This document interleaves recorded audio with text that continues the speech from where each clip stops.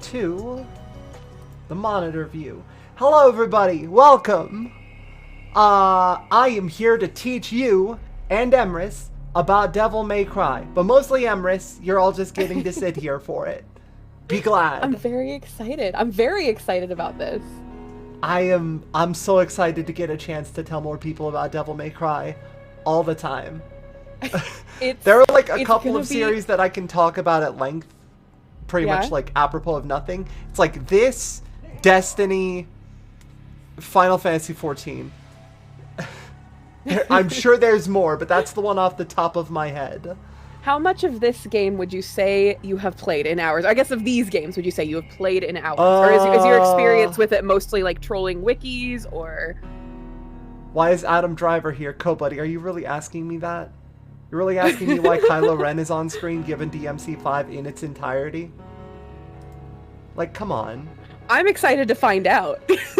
Unfortunately for you, you won't find out today. That's a special surprise that will help you later. What? Because I am very specifically not teaching you about Devil May Cry 5. I'm leaving because you that's to the one I'm gonna find out. Yeah. Exactly. Yep. I'm looking forward to that too. Exactly. So, I feel like the best way to open this, and the best way to kind of give you an introduction to Devil May Cry, is to give you a just quick primer to the series with what I would describe as kind of the Devil May Cry cutscene. Also, thank you, hello to all the new folks. I hope you're settling in fine. Please enjoy. We're gonna be here for a while. Thank you for the follows. I may not address everybody's follows at the time if I have to just kind of go off, but like... Sorry if this is my first time chat. I promise I've watched your VODs. No. You're fine. I don't worry about it too much. Listen, I know that the more you stream, the less time you have to actually watch streams. It's fucking disastrous. How many people I have that I'm friends with that I just have to be like, yo, did you finish that game? And they were like, yep. Emily, that was 16 years ago. You've been in a coma. Please wake up. And I'm just like, oh no. All right. Okay, so this is more or less the Devil May Cry cutscene. It has everything. It starts with the dramatic, it slips immediately into looking at Dante, and then it just gives you an idea of what Dante's about. Because, like, I know that when people think about Devil May Cry, they have a very specific, like, view of what it is from the outside. Because Devil May Cry seems like it's so cool and so edgy and like, oh, there's all these guys with big swords and they're just, they're killing the demons and that's gotta be, like, okay, yeah, whatever. It kind of misses the clowns in the forest for the very, very angry trees. But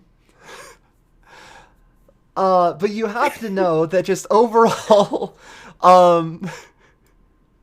there's a vibe. I don't know how this volume's gonna be, so I'll just leave you to adjust it on your own time. So, also, final note, because Devil May Cry 3 is a game that's been out for literally like 10 to 15 years, somewhere in there, there is going to be a land of contrasts when it comes to the quality of YouTube videos. From this series. Like, 15 years ago, did we have 1080p? No. But since then, enterprising people with game capture footage have uploaded it to YouTube very graciously. But perhaps not always in high fidelity. So it's going to be beautiful. It adds to the charm. Probably closer to 20. DMC1 came out in 2001. Belafonte. So 20 years overall, but I'm talking specifically about DMC3 in this case. So. You've heard of it, haven't you? The Legend of Sparta? When I was young, my father would tell me stories about it. Long ago, in ancient times, a demon rebelled against his own kind for the sake of the human race. With his sword, he shut the portal. This is the energy you expect from Devil May Cry. Yeah. Someone kind of monologuing, It's a bit serious. They're two very cool guys in the rain with swords. Yeah. And you learn about, you know, a very powerful demon named Sparda, who separated hell and the mortal world, or in this case, the demon realm. Sounds metal. Yeah, it's kind of metal in its own. He has a coat and no shirt on underneath. That's sexy That is as his hell. look for the entire third game. Yes. I met the sons of Sparta. Both of them. I mean, the sons of Sparta. That's Though so the same poetic. blood of their father Yes. flowed through their veins. The two battled each other fiercely like arch enemies. Also, that's a great effect. Just all the water splashes down because they're moving so Yeah. fast that they cut all the rain It seemed around as if them. They derived some sort of twisted pleasure from this brotherly fighting. Wow. You can tell that they're twins because they got the same hairstyle in the Same rain. hair. Yeah, And the coats. And the coats. That's how you know. exactly. But one wins. Oh, yeah. This is beautiful. So yeah, you get This is the beautiful. drama. Like this is the Oh, drama oh, inherent yeah. to the But in the DMC end- universe, right? Oh, man. Oh, boy. Oh, wow. And then he does that little hair flip. That's what he's supposed to look like. Oh, it's beautiful. And he Oh, walks this is- away. Does he get up?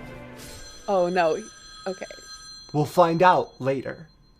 But for now, cut to timeline-wise, probably one of the earliest scenes in the entire series. Okay. Because this is right after he opened the business. Here's the boy. This is Dante. He's got his He shirt runs up. Devil May Cry. Even if he's- it's not named that yet.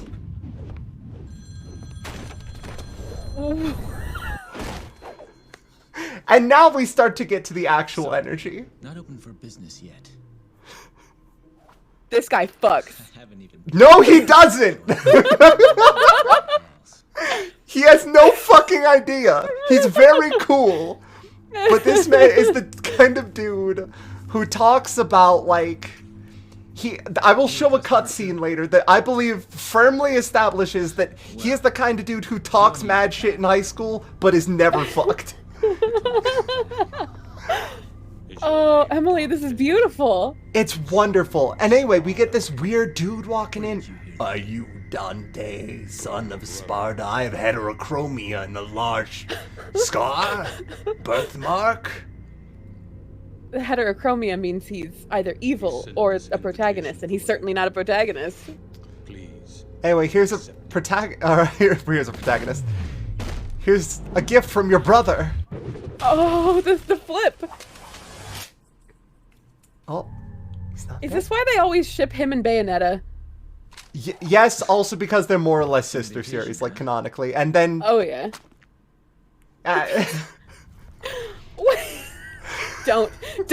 Don't you dare. Stop, close your damn mouth. no, it's alright. He's just been stabbed 20 times. Easy. So now, how do you react to this? He hits one dude. Yeah. The, Wow. the guy being dragged Wow. with him. Ignores the gun, grabs the pizza. Oh, it's beautiful. Yep, uh-huh. Knocks down the fan to take out 3 more. The bladed, the... Crazy. Let's rock. And turns on the OST.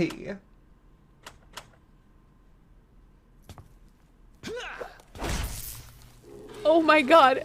And he punched it until it fucking dented. Oh my god. Yes.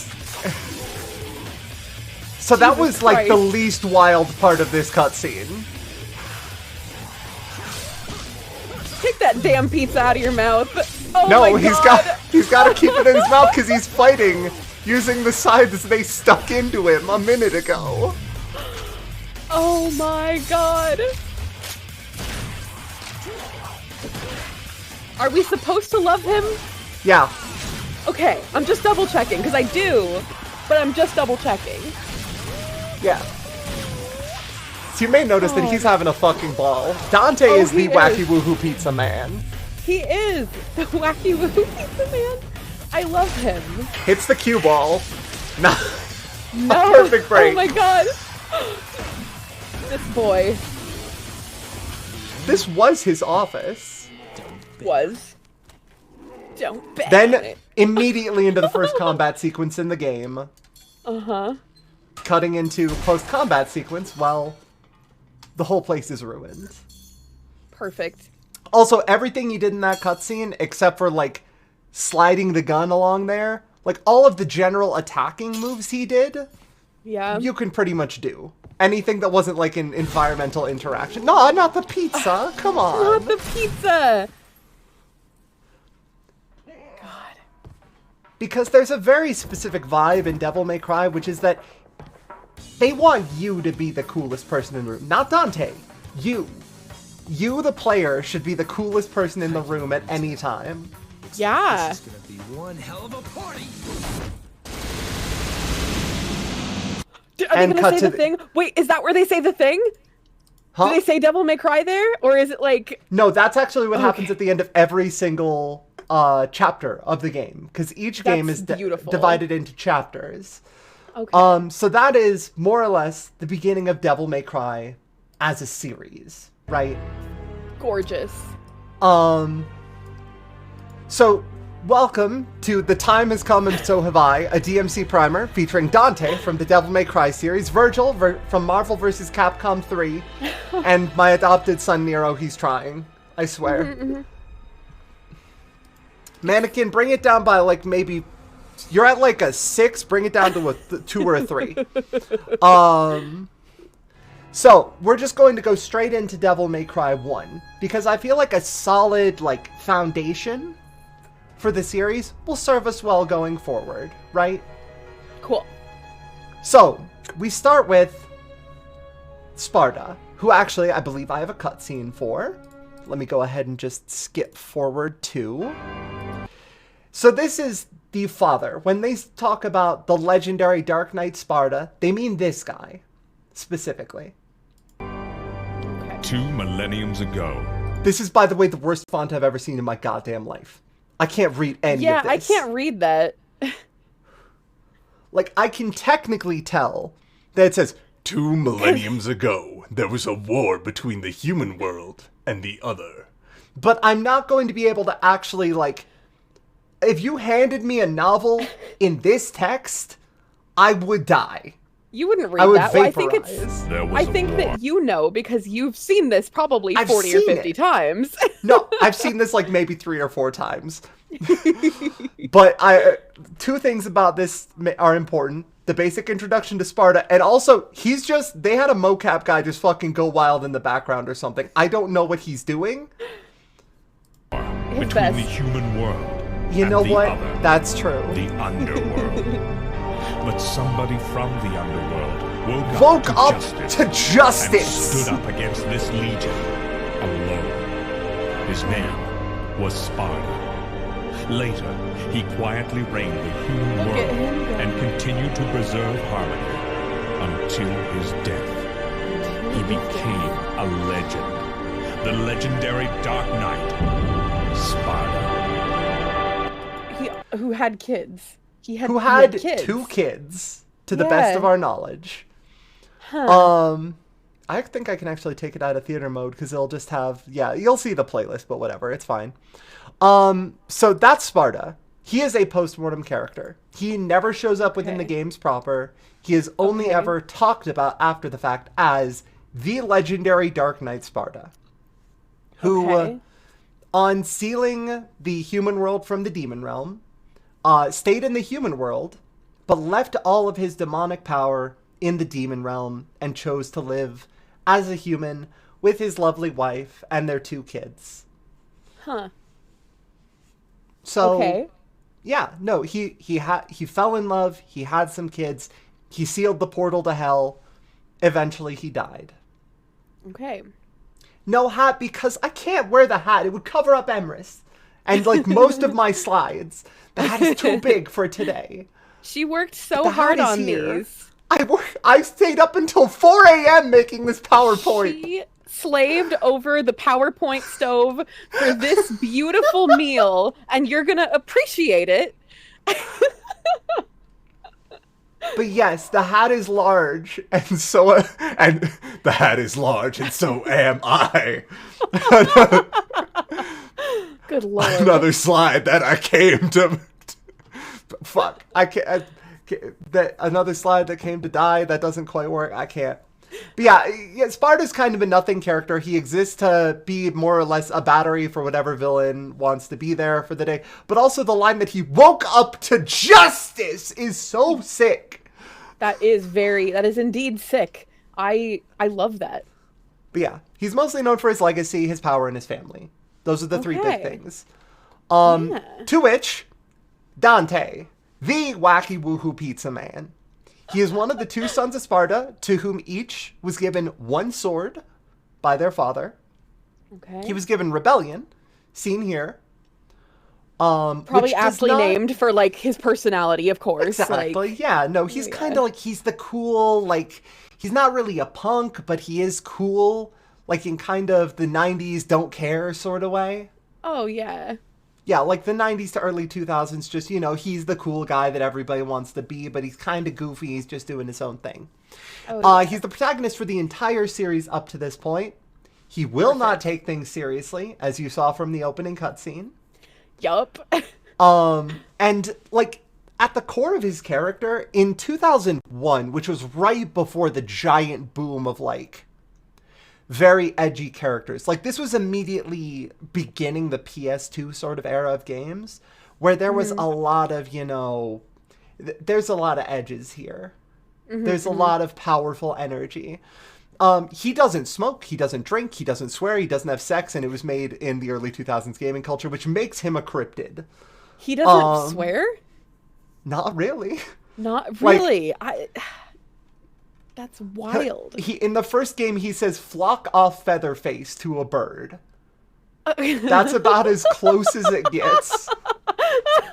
That is more or less Watch the your energy. profanity.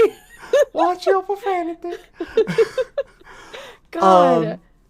He is incredibly durable. He's very strong.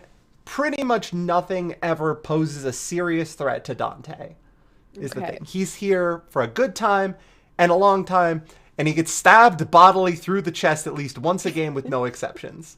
Okay. Does it always happen in the beginning, or does it happen multiple times through the game? It can it usually just about once a game, but it does always happen. For example, here is Dante acquiring the sword known as Alistar in Devil May Cry 1. Wait, so does he have two swords? Does he wield them at the same time? He has a lot of weapons. That's one of Dante's biggest things, is that he collects weapons as he adventures through the game.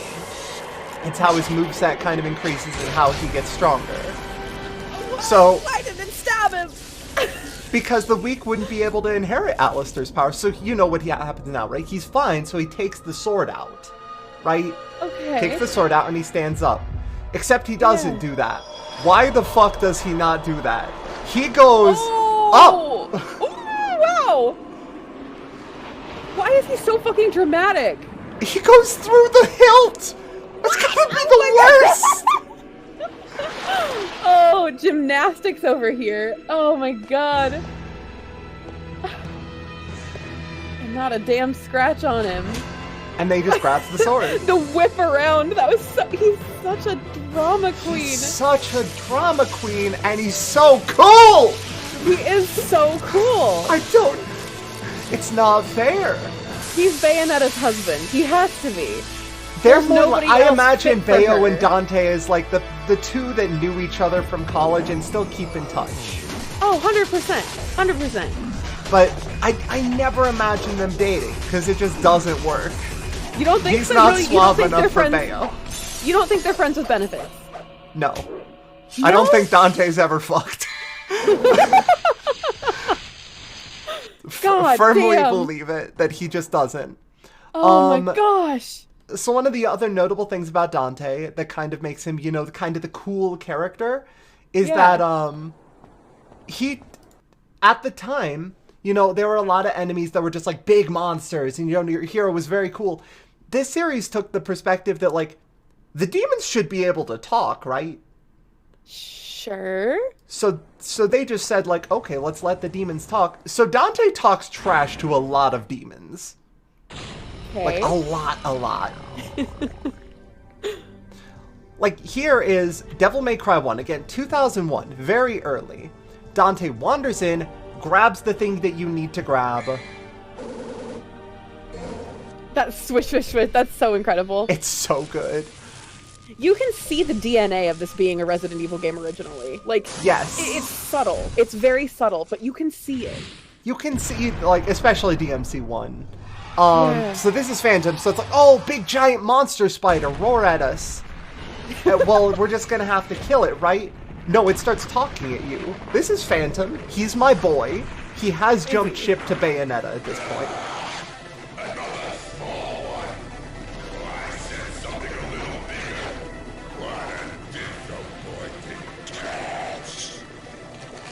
What a big surprise. I hope for your sake you got something inside that big body of yours.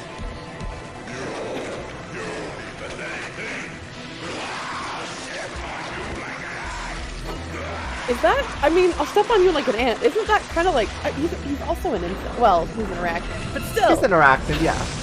So, this is a little example of, like, gameplay from Devil May Cry 1. It was a bit rough. Your move selection was limited, but the actual gameplay was, at its core, pretty okay. It also had something you may have noticed there. It said cool. Devil May Cry games kind of created something that is known as a style meter within the context of the game, where the game tracks how well you're doing in combat by how cool you're being. Oh yeah. If you're using fresh moves, if you're hitting the enemy and not getting hit, the game will tell you that and will reward you appropriately. I love And that for kind of pretty thing. It makes me think of, like, because Beautiful Joe did that. I mean, there's so many. That's the one that comes to mind. Yeah, and this was like pre-Beautiful Joe, but Beautiful Joe as like basically a 2D character action kind of does the same thing. Yeah, I mean, and so many games do that, but was this the first one to do it? I think so. Wow. If it wasn't the first, it definitely set the standard. Okay. But yeah, this Devil May Cry had the same director as Beautiful Joe, Hideki Kamiya. So Okay, they that share a makes lot of sense. DNA in that. Oh, Hideki Kamiya. Yeah. So yeah, that's Dante, just in general. All of these things about him are true, and somehow, despite all of this, he's the coolest dude of all time. I can't explain Somehow. it. He shouldn't be. Like, by No. all rights, this dude should be the biggest dork in the world. And yet... You can be the biggest dork in the world and also be the coolest dude ever. And fuck, he is. So then, we have his twin brother, who you saw for a little bit in the intro. This is Yeah. Virgil. He is the storm that is approaching, provoking black clouds in isolation. He is reclaimer of his name. Born in flames, he has been blessed. But his name is Virgil. We know his name is Virgil. How does he need to reclaim it? I don't understand. Well, later. Okay. A story for another time. This is the man who is... If you've ever seen memes about being motivated, this is the dude that comes from that. Okay. So he is the other son of Sparta. He was given the Yamato. Okay. Yamato? Yeah. He is a strong, in my opinion, the strongest contender for the best rival antagonist of all time, hands down, bar none. Really? Okay. Yes. He is, as Dante's twin, he is on his level all the time. But specifically, where Dante kind of takes life easy and tries to keep himself, you know, happy and healthy and in his lane and watered, Virgil wants more power. Okay. It is his driving principle, it's its primary motivation, coping mechanism, weakness, life goal, summer plan, midlife crisis, and hobby. It is everything to this man to become more powerful. And that stems from a little bit of childhood trauma from the both of them. After Sparta had sealed his power away back in the day, the villain of Devil May Cry 1, a guy by the name of Mundus, eventually found Sparta, and mad about hell being sealed off, killed Sparta and his wife and tried to kill his kids. Okay. Virgil was outside the house at the time and just flat out thought that his folks abandoned him because nobody ever found him after the attack on the house. Poor So buddy. he has gone around becoming strong so that he will never have to feel vulnerable again in any way and will never be put Aw. into that situation again. Aw. He is a dork at heart. He secretly loves poetry, but he wouldn't let anybody know that. If he was never handed a katana, he probably would have been a scene kid. But he was handed a katana, and so he became the man you see in front of you today. He studied the blade. He did study the blade extensively. No, does he fuck?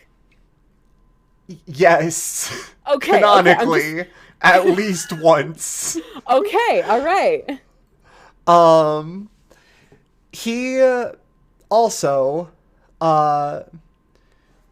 has a bit of a hatred / rivalry with Dante as the one that he thought, the folks liked more. Okay. Best rival antagonist, who's he competing against? Vegeta, Sasuke, all of them. All of them. Yes, yeah, all of the above. Yeah.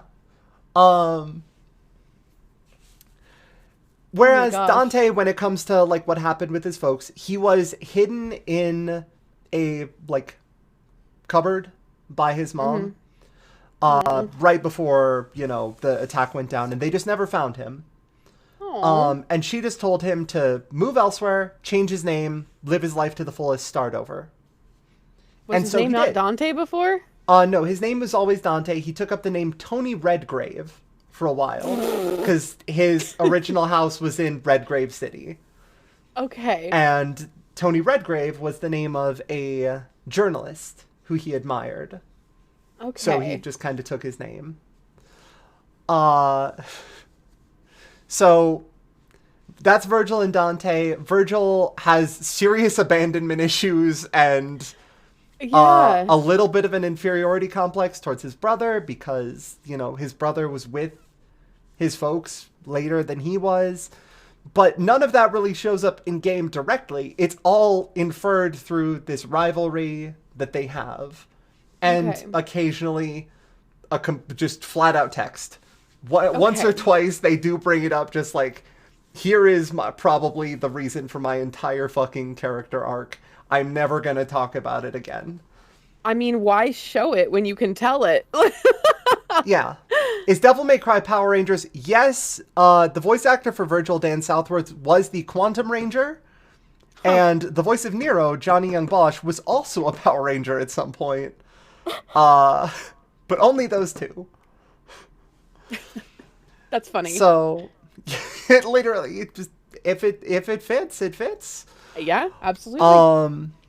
He is also, despite all this, tied for the coolest dude of all time. I can't explain it. my It just gosh. happens. Within Devil No. May Cry 1, the two of them were each given a necklace, an amulet by their mother, that just kind of indicates, in the first game, it is used to indicate that the giant enemy knight that is color-coded blue and like has a rivalry with you throughout the entire game is in fact Virgil, mind-controlled, under the control of the big boss. Oh And my you gosh. eventually free him, and he leaves. Then, Devil May Cry in a nutshell, like you said, started its life as Resident Evil 4, and no one will ever let anyone forget it. It will always come up. Every single time, period. One of the first character Perfect. action games, set the stage for the entire genre, and introduced the world to the style meter, which we already brought up. It's probably a bit too jank for its own good, but it was like, PS1 action game. The story's not trying. The voice acting is a classic for all the wrong reasons. And check out our cool array of bosses. We have Large Bird, Sleep Paralysis, Bayonetta Spider, and Tangible Human Skulls that refuse Choose to be your buried. champion. I am actually personally covering up Tangible Human Skulls, so let me just... There you go. Everybody enjoy Tangible Human Skulls. Beautiful. So Beautiful. Phantom is named Bayonetta Spider also because Phantom jumped ship to a different franchise after Devil May Cry 1. The rest of these characters stayed with DMC, but Phantom became a summon in Bayonetta 2 and has just stayed there. Good heavens. Good heavens. Okay. So I do love Phantom dearly. I'm glad he's finding new success. Wish him all the best. But Glad Large to see he's Bird, still getting work. Large Bird, Sleep Paralysis Cat, and Tangible Human Skulls will come up again. eventually. Okay. And then we have Trish, one of the big characters from DMC1. I say big characters because there are 4 of them. And we've gone over 3. She was a demon that was created by the villain of DMC1, Mundus, specifically made to look like Dante and Virgil's mother to mess with them. Oh. She comes to get Dante, tells him that some shit is going down with the dude that killed his father, takes him to Malay Island where the entire thing is going to happen, lets him just kind of run roughshod over everybody on that island. Eventually pulls a traitor on him and is just like, oh, Mundus created me to mess with you. Surprise. Okay. And then like 2 scenes later gets murked by Mundus. Just like, you didn't do well enough. Now I'm going to put you in a vulnerable position and it will make Dante remember his dead mother. Oh my god. So Dante kills Mundus. They're cool now. She just hangs out. She has the Sparta, which is the sword that has Sparta's power in it, also named Sparta. Why does Because Dante gave it to her. Because giving the sword that contains his dad's power to the woman who looks like his mom feels thematically appropriate. Never stated outright, just kind of, it feels like that's where it belongs. She's a central member of the Devil May Cry staff team. Like, it's ostensibly a business named Devil May Cry that hunts demons, but we only really see single jobs from them. We don't see the day-to-day, except in the anime, which I have only barely There's watched. an anime? There is an anime. Oh my god, are we covering the anime today? No. I can mention the anime in passing. There is... The general, scope of the anime is there is a little girl who is in danger. Dante is her bodyguard. Recruited by a guy named Morrison, who comes up, once more. It's not very good anime-wise, but it does actually have the voice actors, so you know that. It seems just fine. The way that there's an anime? May I see it? No. The other thing is, else. Dante's just a bit more somber in the anime. Than he is in general, which, given where it fits in the timeline, does kind of fit at this point. But yeah, the most important thing to come from the anime is the fact that Dante loves strawberry sundae. No, it's just the anime existed. It was not a particular thing. Devil May Cry 2. It was pretty bad. Was it? I can't. I couldn't tell. Devil May Cry 2 was more or less made in 3 months. Oh my gosh, really? Yeah. And when I say made in 3 months, I mean the game was under production for significantly longer. The series runner, Itsuno, asked to be taken away from the project because he didn't want to be attached to it. Oh my god. And they more or less made the entire game in 3 months. Wow. It had a lot of problems. The enemy AI is so bad that they will not hit you standing still. Oh. The guns are strong enough that you can just hold down the shoot button and it will finish encounters over about 2 minutes. That's bad. And there is no style fall off for stale moves. So you will just be sitting there keeping an enemy in the air with your guns for 1.5 minutes and it'll be like, awesome, stop, smoking sexy style, yada yada. Oh my gosh. As for the story, there are 7 MacGuffins that a guy wants to collect to become the strongest demon. It really isn't worthwhile. Meanwhile, back in DMC1, we had such classics as this wonderful cutscene in which Dante mourns Trish's death. She's fine, don't worry about it. But he still mourns her. He's mourning her because he thinks she's dead, but she gets better. But the voice acting in DMC1, like I mentioned, was a treasure. For all the wrong reasons. My mother risked her life for me. And now you, too.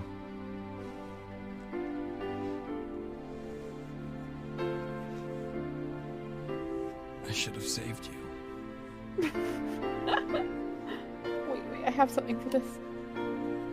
I I should have been the one to fill your dark soul with light. This is like Oh, Mega like a Man little Z. sparkle in the air? Yeah. God. What am I fighting for? What am I fighting? Exactly. What am I fighting for? I'm so glad.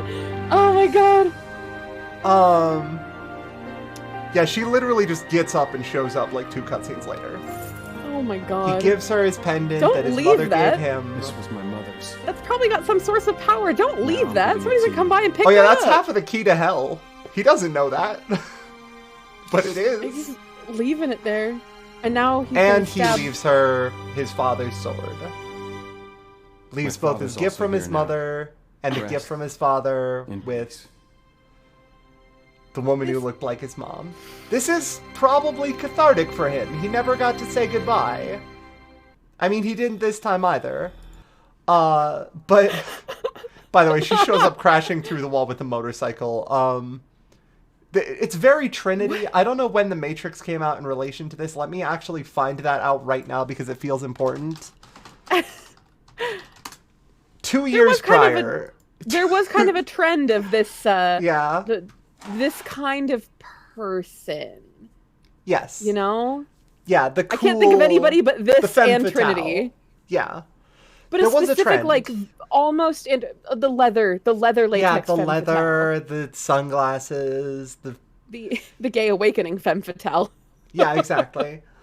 So one of the things that DMC1 sets up that the rest of the series gets is that there is a catchphrase that the whole cast loves, and it seems to be genetic because people have picked it up without fucking hearing it before. I don't understand. All it is jackpot. So Trish shows up, hits Dante with some moves.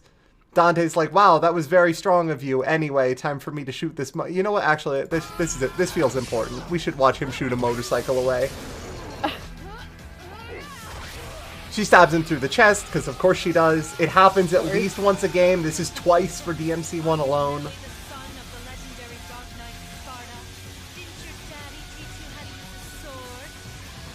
Is she wearing sunglasses because she's not supposed to be? Oh wow, because they didn't want Time to go to work, guys.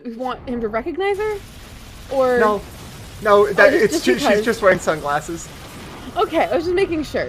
Him recognizing her was very much the point, because as far as he knows, Okay. she's just some rando that kind of looks like his mom. And he's like, well, I guess I could help her out. And then later it's like, I constructed this demonic homunculus to look like your mother. And he's just like, that's kind of fucked up, man. Like, didn't you kill her? Oh my god. So yeah, here's the big, oh, Dante, you'll be okay. In his big moment of drama, he's like, oh, I can hear my mother's voice. Mother. No, it's just Trish. She's fine.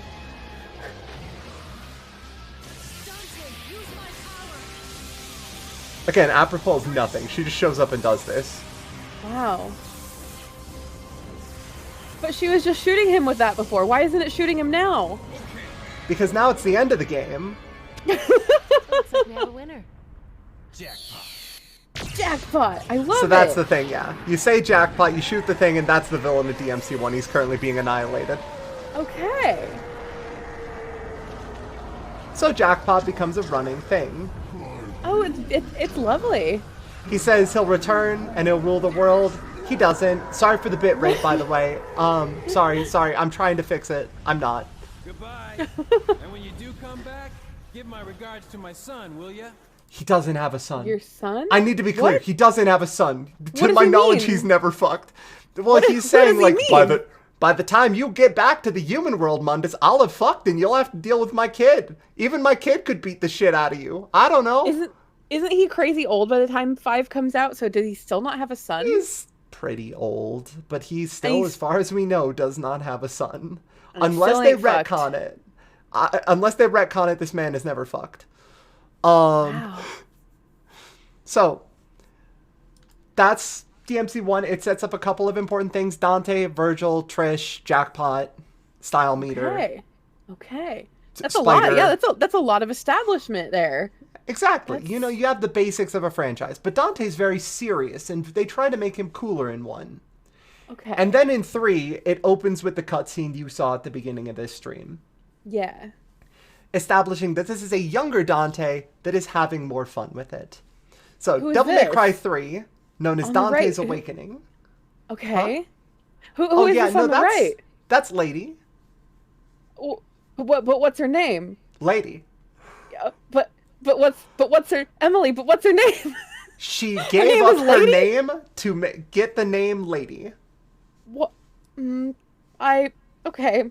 She dislikes the person that gave her the old name and chose a new one. I mean, same. I as a trans person, I can't I can't agree more. You gotta understand, yeah. Like, this is just the experience. This is the one where Dante had more fun. Here is Dante having an impromptu rock concert after he defeats a devil woman who turns into an electric guitar that actually fires bats and lightning because she was a vampire. Wow. Devil May Cry 3 had some ideas, and they're all good. Good.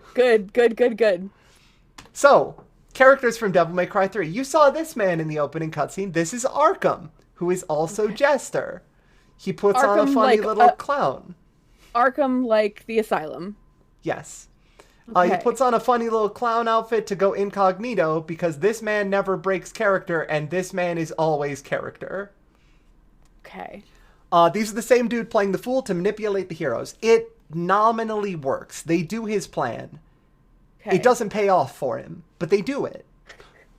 Okay. He's the main villain of Devil May Cry 3. He is trying, like most villains in Devil May Cry, to steal Sparta's power for his own ends. He wants to reopen the gate to hell and rule the world and be the strongest. Because the reason he wants to get into hell, because that's where Sparta left the sword. The Sparta. That has all of Sparta's power. So he gets that, and then loses, and then just gets clapped immediately. He is not given respect by anybody in the story. Ever. Okay. Virgil disrespects this man even when they're working together to reopen hell. In Virgil's case, it's because Virgil wants to become more powerful, so he wants his father's sword that has the power inside. Okay. Arkham wants the power to rule the world. And Lady wants to kill him. Okay. Also, newbie, I'm going to correct you in particular because you're my friend and I know you'll understand. Sparta is spelled with a D. Not a T.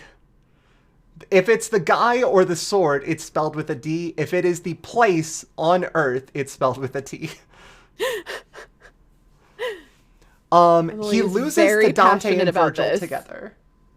He loses to them together. Shut the newbie. Shut the up. Shut the up. So Arkham, within the course of the story, loses to Dante and Virgil, falls like 40 stories, lives somehow, and then gets killed by his own daughter. Is his daughter Lady? It's weird. The two people with heterochromia showed up in the same game. Oh, they're related. Oh, okay, yeah, that makes sense. So this is Lady. Okay. She had another name, and she abandoned She it for is her new one. beautiful. She really is. A lot of the Devil May Cry ladies are like beautiful for themselves because nobody else is taking advantage of it. Yeah. Like And nobody she's else is so- appreciating it properly. She's so impossibly cosplayable. That's my favorite part of her. I Yes. just she's fantastic. There are a lot of really quality lady cosplays out there, and Yeah. honestly, God bless the people that do that. Absolutely. Her mother passed before the events of the game, killed by her father, Arkham. Yep. For reasons that are explained over the course of the game, that she was actually over the course of the game, Arkham explains that to open the portal to hell, he needed both of the amulets held by Dante and Virgil, as well as the blood from the descendant of the original Shrine Maiden or something like that was actually used to seal the portal to hell. However, Lady was the descendant of the Shrine Maiden because her mother was the descendant of the Shrine Maiden, and when Arkham tried to get the portal open before using the blood of her mother, he didn't actually succeed because he needed the amulets from Dante and Virgil, the descendants of Sparta, the separate sons of Sparta who had the pieces of the lock that essentially fit in there but needed to be unlocked with the blood, and it needed to be both the blood of Sparta and the blood of the woman who originally sealed the portal, which means that he needed to get all three of them on site. He needed to get both of the amulets, and he needed to make sure they all shed blood in the appropriate room to actually be able to unlock the portal to hell. So, he successfully does all of this. He manipulates all three of them so nobody kills each other, and they all get to the room where they have to shed some blood. Dante and Virgil fight in that room. She just gets stabbed. Okay. Yeah, and I followed that. Yeah, and that opens the portal to hell. But Lady is really cool to me in Devil May Cry, both for the fact that Lady's incredibly cool, and also Final Hydrate. Gotta hydrate? Oh. She is living proof that anyone can be a badass in the Devil May Cry universe. She is 100% all homegrown, all natural human. No demon in her whatsoever. Dante and Virgil, half devils. At least a couple of the others have demonic power. Lady, full human, has like a billion guns. That's it. Okay. I like it. You know, she's the most normal, well-adjusted person. I like it. Well... She is on a quest to kill her father for the death of her mother. That's fine. That's fine. It's no big... It's who isn't? Yeah, but honestly, like, Lady and Arkham set a really interesting tone for Devil May Cry 3 because they're on a very serious adventure. Every time Lady's on screen, she is explaining that she has an actual, distinct, real purpose, and she has a dramatic backstory, and in any other game, she would be the protagonist, hands down. Yeah. But I find Devil that May to be Cry, excellent. I find it to be excellent character development. Like, if a character has their own independent story and a female protagonist, but, like, if she has her own story that she is doing outside of Pizza Man, outside of Sexy Don't Fuck Pizza Man, this is beautiful. She's wonderful. She's perfect. Yes. The rocket launcher is named the Kalina Ann. Why? It is also beautiful and perfect. What? But why is it named that? It's named the Kalina Ann because that's her name. Okay. Cool. All of the guns created by a legendary goldsmith named Nell Goldstein, I want to say, all have names. Dante's handguns were made by Nell, Ebony and Ivory. The Kalina Ann was made by her as well. It is a rocket launcher that seems to be able to fire an incredible number of times. Those little containers on the end of it over here, if you pop this end down on the ground and pop those open, it fires homing rockets everywhere. Wow. It has a bayonet that is strong enough to, when she is falling off of the tower, she stabs it into the tower to stop her fall. It's a multi-tool. It's a wonderful multi-tool with incredible Swiss Army rocket launcher. Swiss Army rocket launcher. And yeah, she's having an entire JRPG revenge plot in the background while Wacky Wahoo Pizza Man is going through the entire thing, literally hacky-sacking power sources around the room and just talking shit to enemies and having a bunch of stuff. She keeps it cool, she keeps it composed, but given the previous thing in the game and the fact that she has to kill demons constantly and the fact that she ends up murdering her father at the end of the game, she probably should keep a therapist on retainer at some point. To be clear, the Kalina Ann is named after Lady's mother. Yes, correct. Gotcha. It's a grappling hook too? It is also a grappling hook. Wow. She's incredible. Her gun's incredible. Yes. I'm in love. And that's all the new characters for DMC3. It was a very tight cast. There are a bunch of fun bosses, though. Shoutouts to Agni and Rudra. Nevin. The Agni and Rudra are two ogres who have swords that have their heads on the hilt. Okay. And when you beat them, Dante gets both swords, but the heads stay there. It's just the ogre bodies that die. So you get to take the two of them with you. There's a Cerberus in there. Cerberus is very cool. Nevin is the aforementioned electric vampire who turns into a guitar. She is a topless lady. This was a game made in like 2006, 2007 or something. You can't do that in a Christian video game anymore. You can't. You can't. You probably could. Like Dante's Inferno was right there. Garion was very cool. That's a horse that could stop time. Also shout outs to the boss fights of Virgil, which are in fact the best boss fights in the game. Virgil shows up 3 separate times over the course of the game, and every single time is the best boss fight in the game so far. So, entering... Does he show up 3 times in a row? No. 3 distinct points in the storyline. He shows up at the top of the tower when you first get there. He shows up at the bottom of the tower when they show up to shed blood and open the portal to hell. And he shows up in hell after the previous final boss just to fight you for the pendant. Okay. Which I don't think is actually on my playlist, but I need to find because it is a very important exchange between them. So this is the introduction to Lady within the context of the game. Dante's in this tower, and you know that, but Lady's just a regular human with what appear to be too many guns.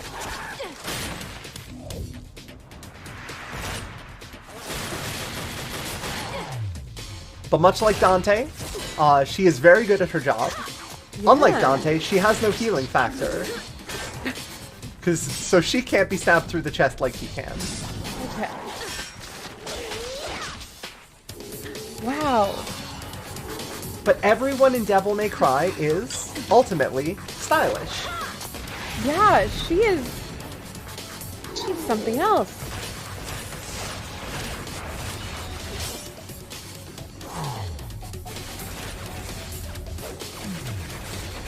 They are just all of the hubris, the earned hubris that the people in these games are displaying. Wow, the sheer confidence.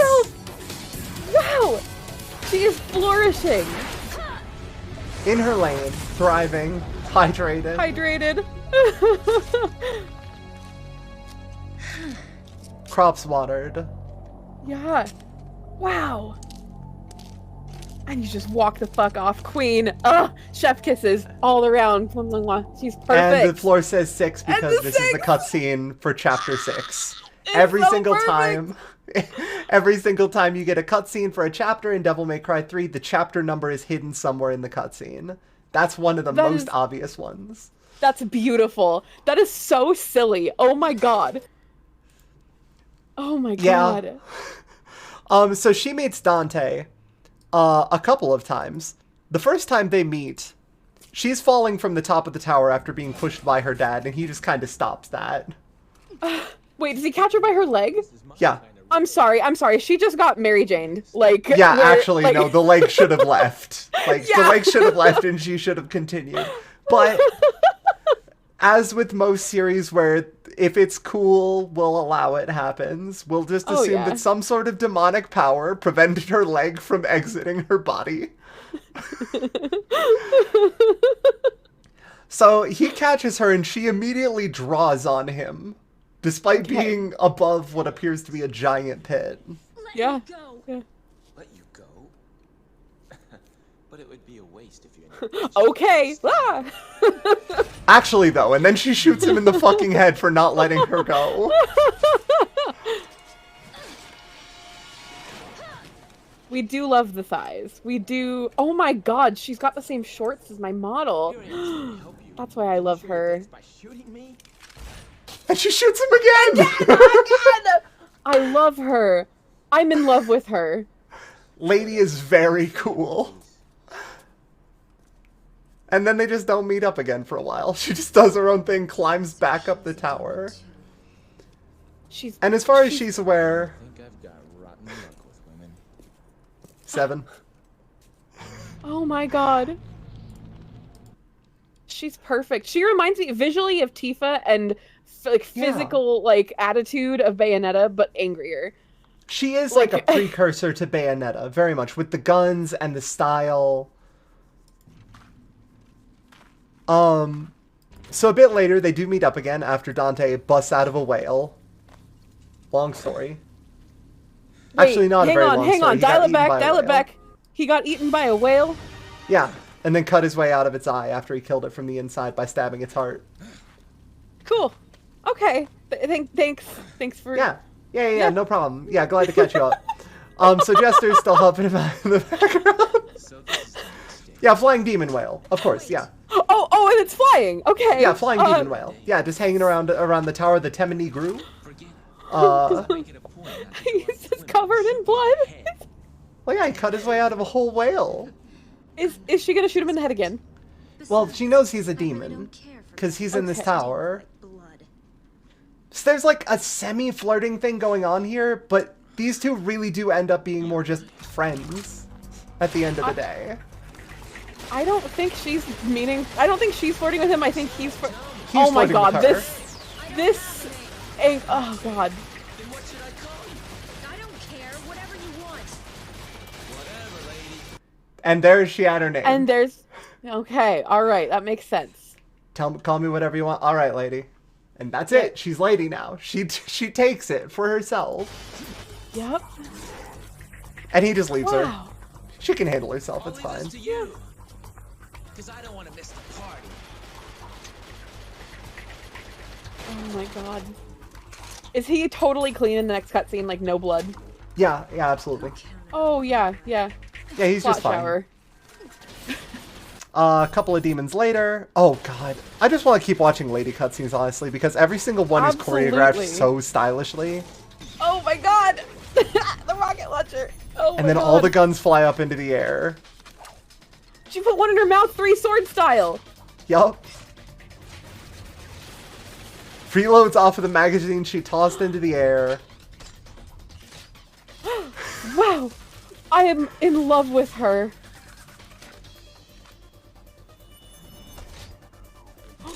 It's too fucking cool!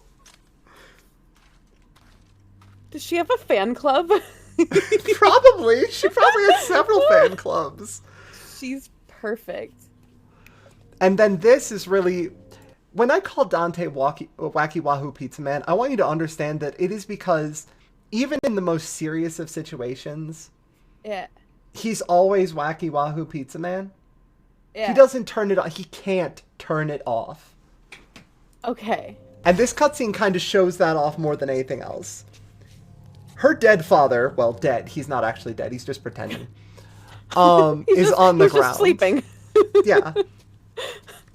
And as far as she's aware, Did you you know, she just found this dude in If I did. a room with her father's corpse, and he doesn't say no! Ooh,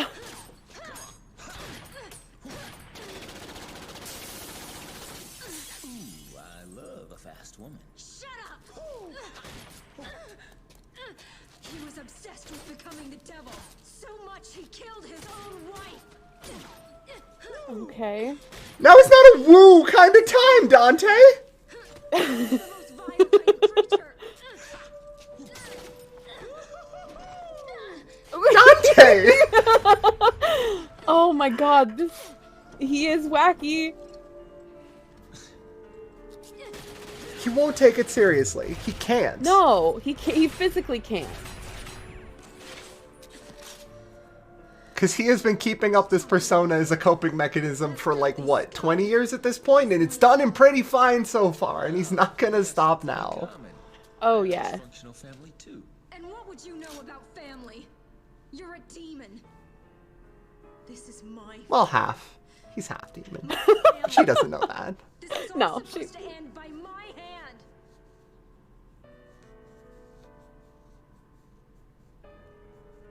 Shoot him in the dick. Nope. She's perfect in every way. Yeah, actually. Aren't you gonna shoot? She is one of the single most competent characters in the entire series, and she's taken 100% seriously for all of it.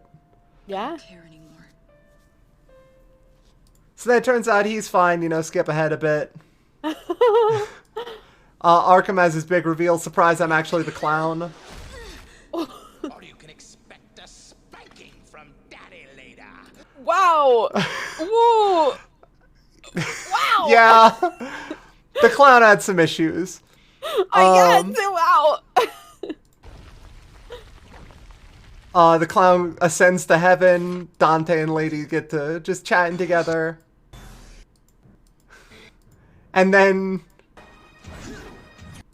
at one point, you know, they beat him. He falls down. The Sparta and both falls pendants down. fall into hell. And he literally, Lady is on top of the tower. And this dude, the portal up there in the sky, that's where he fell from, is falling from. Okay. He's gonna live through this.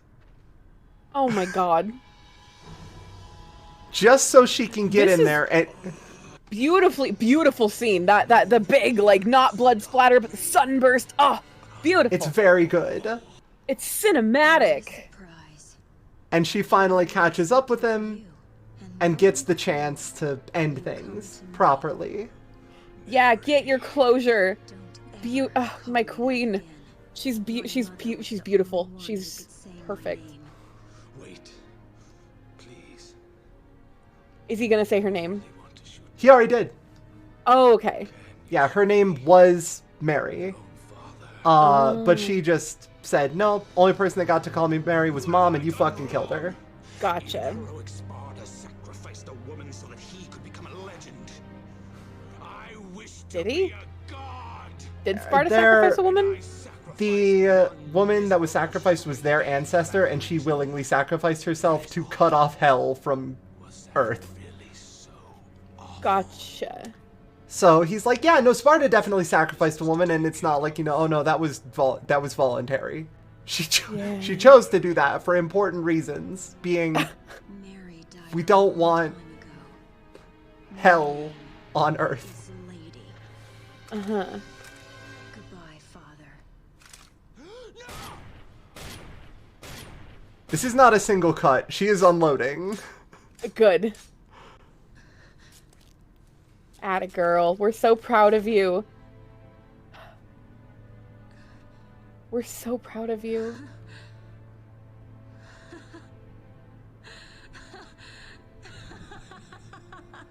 The laugh. Oh my god. Mm-hmm.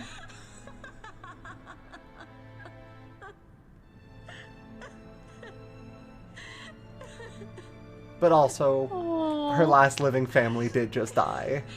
Aww. So... Oh, baby. Here, I thought I wasn't gonna cry.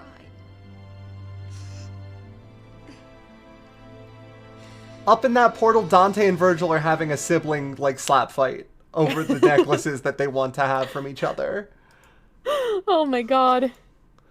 And of course, one thing that must be seen, Dante versus Virgil. Yes. The first one, the one at the top of the tower, the one that you saw a little bit of at the very beginning of this stream.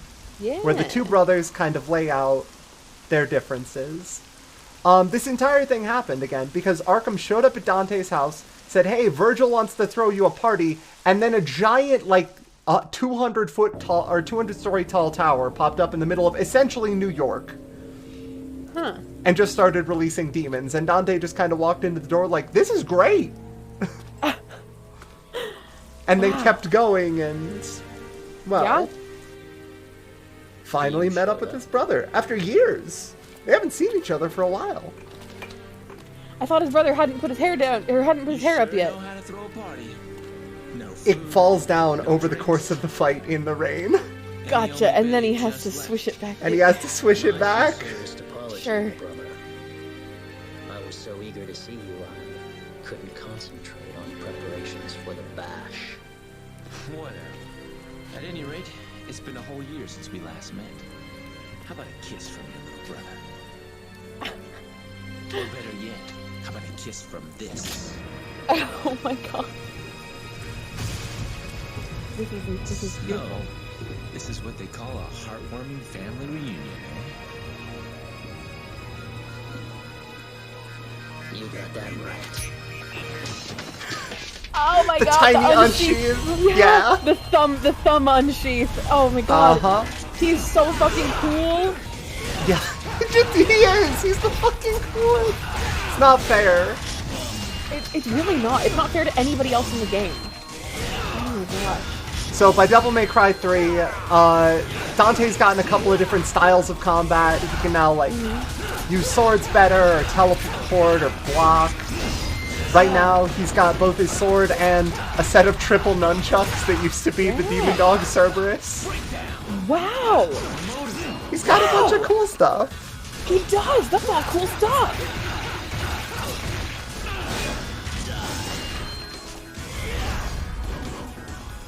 But this is the first Virgil fight. They get you a bit used to his mechanics. But ultimately, he's not here to kick your ass yet. He's just having some fun. Oh yeah. He will kick your ass if you're not prepared. If you haven't figured out how to dodge yet, this man will teach you. Wow. Now I'm a little motivated. I I mean, at And this now point, he it's is a close to little the end of the. more- At this point, it's close to the end of the game, right? And if you're not This is a dodging, third of the way through. wow, really? Oh, Yeah, wow. the giant climactic confrontation at the top of the giant demon tower is, I don't know, maybe 4 hours in? Oh my god! You're what? So what's the? I mean, we'll figure it out. I mean, I'll see it, but how do you go up? How do you?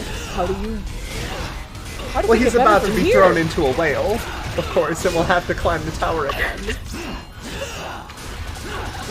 I'm dying. This is. I'm sold. I'm sold on this whole freaking series. So yeah, the hair actually fell at some point during that fight. And he's got to swish it, and oh, baby. And the two of them fight. He's got to swish it. They're using the swords their dad gave them. Oh yeah. Dante fires bullets, but Oh, blocks. wow. And then he lays them out and fires them back. And he cuts them in half. This is the kind of dumb shit that these two get up to, and I'm here for it. Apparently Foo-Bear 1989 is offline. The power of our father, Sparda. Father? I don't have a This father. is. So Dante has more or less refused his demon heritage at this point. He's been living without it. Yeah. Sure, he has a healing factor, but like, whatever, right? Yeah. Whereas yeah. Virgil is fully accepting of it and will take any power that he can get. Demonic, human, whatever. And so at this point, Virgil wins. Okay. Foolishness, Dante. Foolishness. Might controls. Like I said, Dante gets stabbed at least once a game. Oh yeah. Protect anything. And there's the thing, right? Without strength, you cannot protect anything.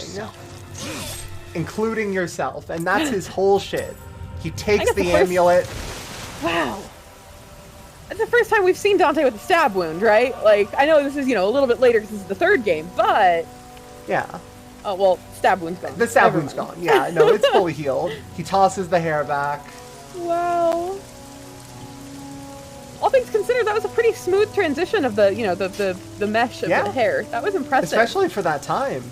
Yeah, that's what I'm thinking. Like, mostly this is visually impressive for the time. He at least once a game means at least. It can continue happening.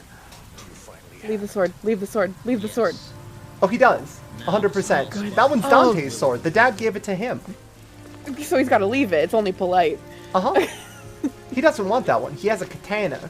He do have Genuine a katana. Hanzo steel. And so, stabbed by his own sword, Dante finally embraces a little bit of its demonic side. See a devil inside you has awakened. Don't touch it like that. It's punching through it. Yeah, right? Wait, Ow. we should leave. Narcum just... We have all that we need. Wait, we should leave. Well, he got the amulet from Dante. He doesn't need anything else.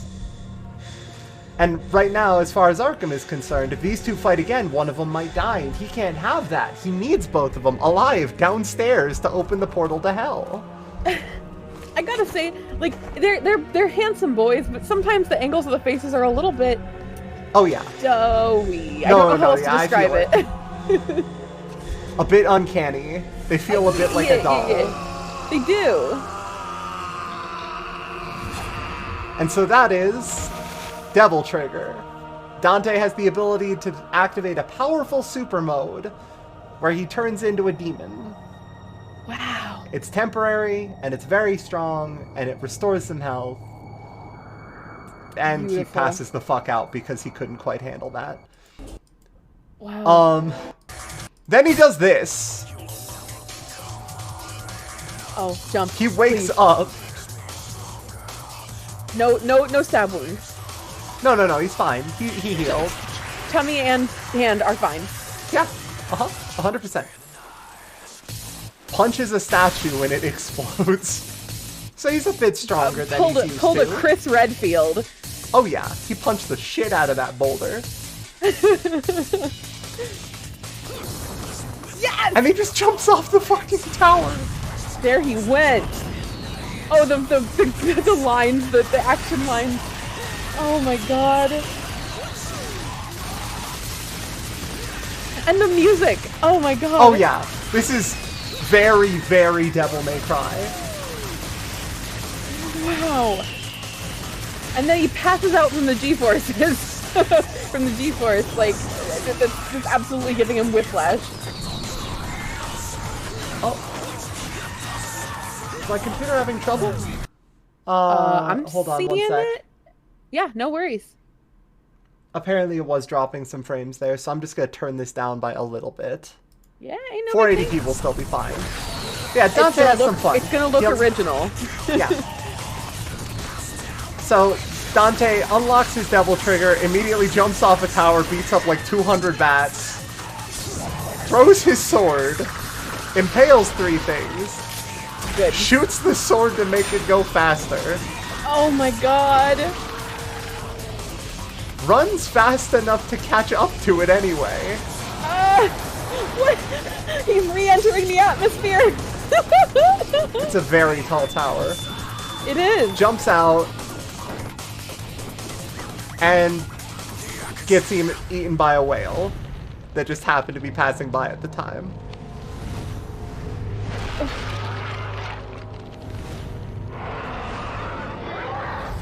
End of chapter. Do they go into where the whale came from? The tower. Yeah, you know, I'll buy it. Fine. Hell. Fine. Yeah, some kind of hell. It's fine. Yeah, fine. And then, of course, Dante and Virgil eventually team up versus Arkham in hell once he's taken to Sparta and has the power of their father. You know, the sons outdoing the leftover remnants of the father being used by the demon clown, as is the traditional hero's journey step, of course. Yeah.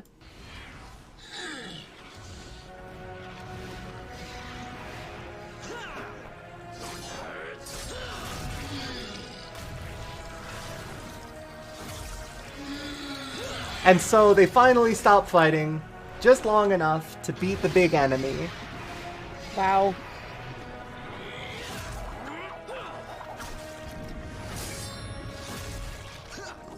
Use each other's swords because they can, they just don't like to. Oh yeah. A little bit of cooperation though. Mm-hmm. Remember what we used to say? Jackpot. Jackpot. Jackpot. Yeah! Oh my god! Yeah. Oh wow! This is great! This is great! Oh my god! For someone's dying words. They never take him seriously, even on his deathbed. Just, I have your father's power. Not very classy dying words. Anyway, bye. And then he falls and Lady shoots him to death. Wow. So, please enjoy this brief shot of older Dante. Wow. That is pretty much it for Devil May Cry 3. Wow. Which that's I did miss a cutscene. Beautiful. That's breathtaking. DMC 3, Dante versus Virgil 3. The final boss fight.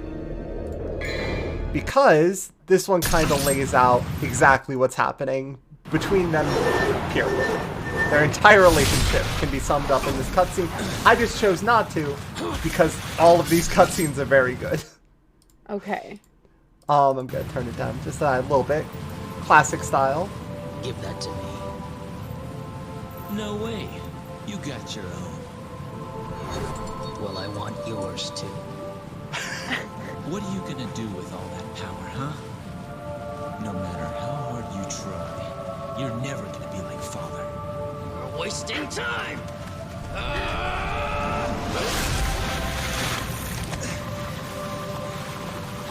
Wow. Wow. We are the sons of Sparta.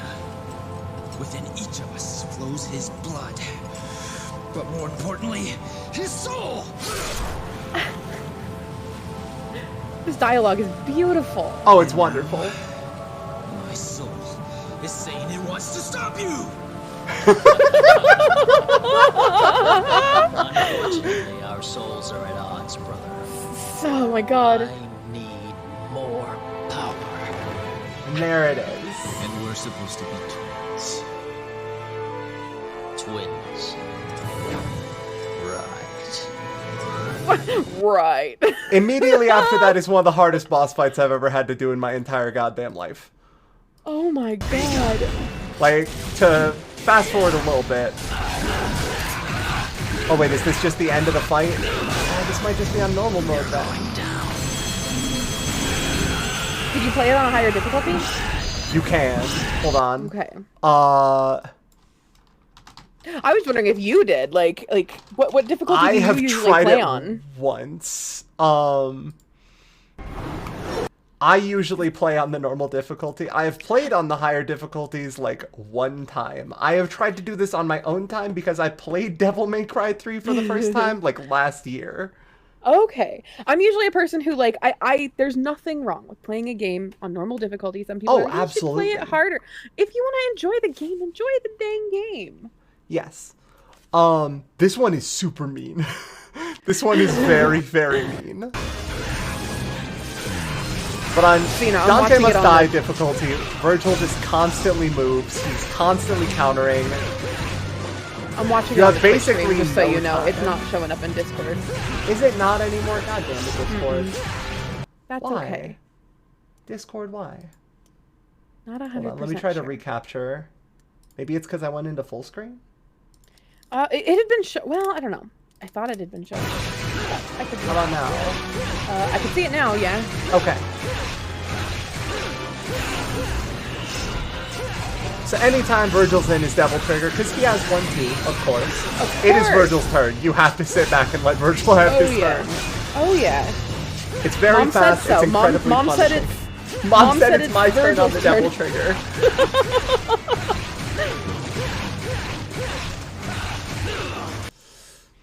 So, Good gravy. at the end of Devil May Cry 3, Virgil falls into hell, refusing to accept Dante's help. He stays in hell Yeah. because their dad did that. Okay. And that is the last he shows up until he shows up in the timeline, until he shows up in Devil May Cry 1 mind controlled by the big bad. Okay. So he fights, in hell for a couple years, gets mind controlled, and then Dante, having become more serious before the events of Devil May Cry 1 because he lost his brother a couple years back, goes out there, has a bit of a good time again, finds his brother, finds out he's alive, but then loses him again. At that point, the anime happens, and Devil May Cry 2 happens, and he's kind of brooding and serious and kind of the subdued cool that doesn't really work for him. But is the anime canon? The anime's canon. Okay. Yeah, he's more, he's kind of depressed for like a game and a half. Okay. And then we get to Devil May Cry 4. These are not two Dantes. The one on the left is Dante. The one on the right is Nero. Who is Nero? Nero is the newest member of the protagonist roster, the cool punk, to round out the Okay. trifecta of Virgil has the very kind of suave cool, not suave, kind of smooth cool. He doesn't really put a lot of effort into it. He just is cool. Okay. Dante is the kind of cool where he just doesn't care about anything. Nero's the punk. Like, he actually does have a bit of the whole, punk attitude to him, the archetype. He, has the headphones that he listens to music on. Has not been given a sword by his dad, because he's not a son of Sparta. No, of course So not. he uses a motorcycle sword that he revs like a motorcycle, and that lights the blade on fire. And Oh that's my called the Red God. Queen. It's the best. I fucking Wow. love the Red Queen. It's so dumb. And every time Nero wants to seem cool, he'll rev his sword. Wow. Because of course he does.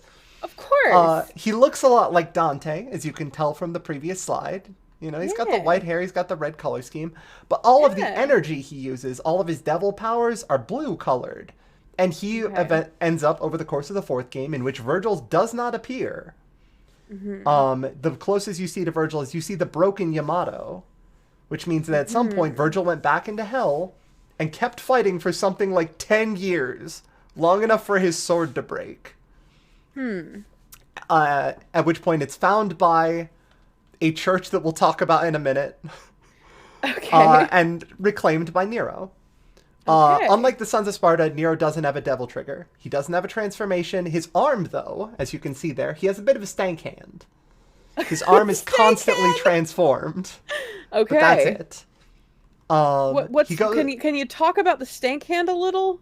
Yeah, at one point, he was just a normal kid living his normal life, but his girlfriend was threatened. At which point, he just had this voice from inside him that he heard that was telling him that he needed more power to protect her.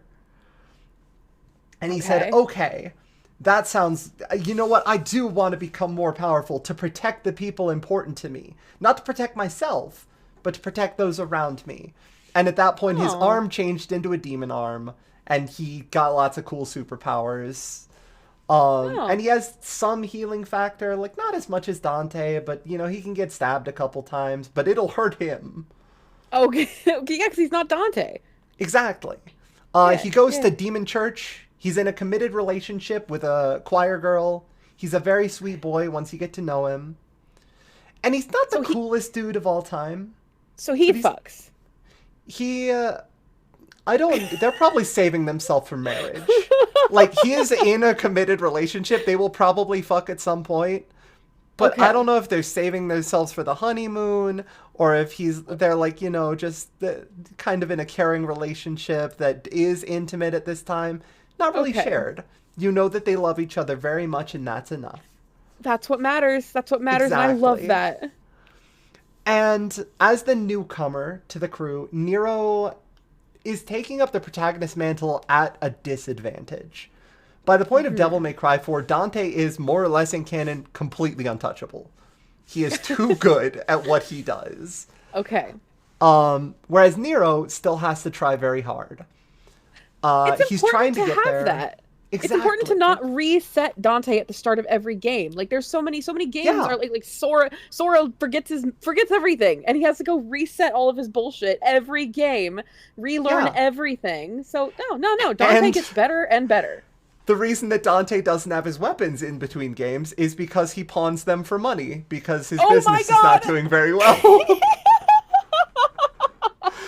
Beautiful. At which point they presumably turn back into the demons that he contracted them to, and they fight their way back to hell. Love it. So I want to show off the beginning of Devil May Cry 4, and there's actually a bit of this. Like, I feel like this entire intro is fun enough that I want to just kind of roll through it. What year did this one come out? DMC4? When did DMC4 come out? Actually, hold on. It looks appreciably better. Oh, yeah, and this is the remaster version, I'm pretty sure. 2008. And then it had a remaster that came out on Steam. Mm-hmm. Is Discord still playing the video? It is not sharing the screen at all. Cool. Well, I guess we'll just do this then. We'll just play it in theater mode. Totally there we go. I do not care about your YouTube intro. I'm sorry. This is Gamers Little Playground. They have 2.5 million subs. It's fine. Wow. So, he's also a little bit, you know, I don't know if you're, how many terms are familiar. Do you know what a Chuny is? Yeah. Chunibyo, right? Chunibyo, yeah. He's got the Chuny arm thing. Because his arm is, for the beginning of the game, like sealed in a cast because he doesn't want people to see he has a cool demon arm. Oh my god, she's so cute. She's so cosplayable. That is his girlfriend. That is Kyrie. Her name is Kyrie, like Kyrie Eleison. She's a singer, of course. Yes. So Nero is late for her church performance and is being held up by a bunch of demons. So that's obviously not fair. He has to get there in time. The headphones. Oh. Yep. Yeah.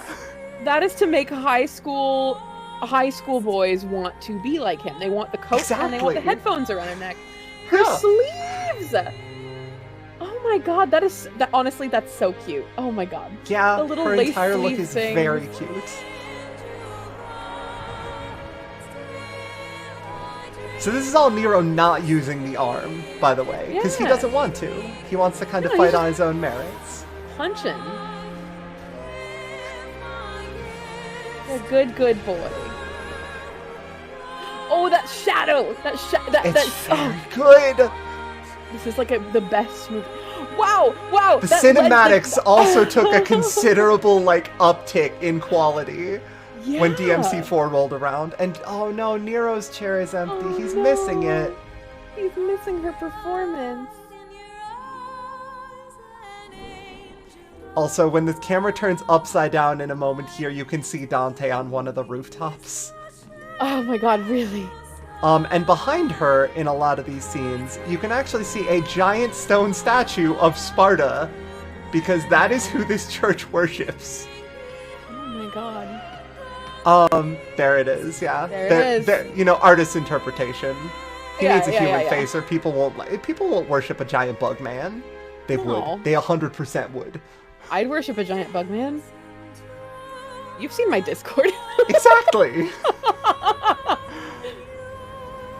Good lord. You gotta get to the church. You're missing her Oh. performance. There it is. There's Dante. He was Oh my on the god. rooftop. Yep. I saw him. He's just watching. He's just watching Nero. And he's like, Yeah. oh, this kid's pretty judging. good. He's judging him. Yeah, he's gotta size him up. This is the interview. More or less, yeah. The actual interview comes in 5 minutes game time. But this is the screening, for sure. Oh yeah. He's gotta get to church on time, though. Because, he wouldn't miss this for the world. His girlfriend is singing in front of the entire church. He's gotta be a supportive boyfriend. The deafening silence. Oh. And he's there, There he is. he's just Oh. relaxing. He's so chill. Look at him. He didn't even stress to be here. It was no problem at all. He just got held up in traffic. It's fine. Exactly, yeah. It's an O! I want somebody to look at me the way that those two looked at each other. Oh my god, that was so sweet. Yeah. And now you Wow. get the Pope, Bishop, Priest Oh my talking god, about the those are all- Sparta congregation. This is the Look villain at all of the those game, by the way. assassins. Yeah, no, the entire Assassin's Creed Brotherhood is here. Oh, but you can hear he's listening to music. Because he doesn't really, church is kind of lame, it's not really for me, man. I'm attending, but I don't know if I'm present,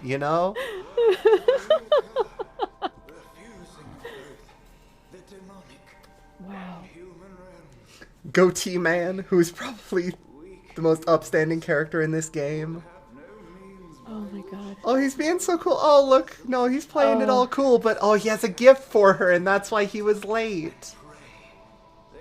He got her a gift to celebrate the occasion. Oh.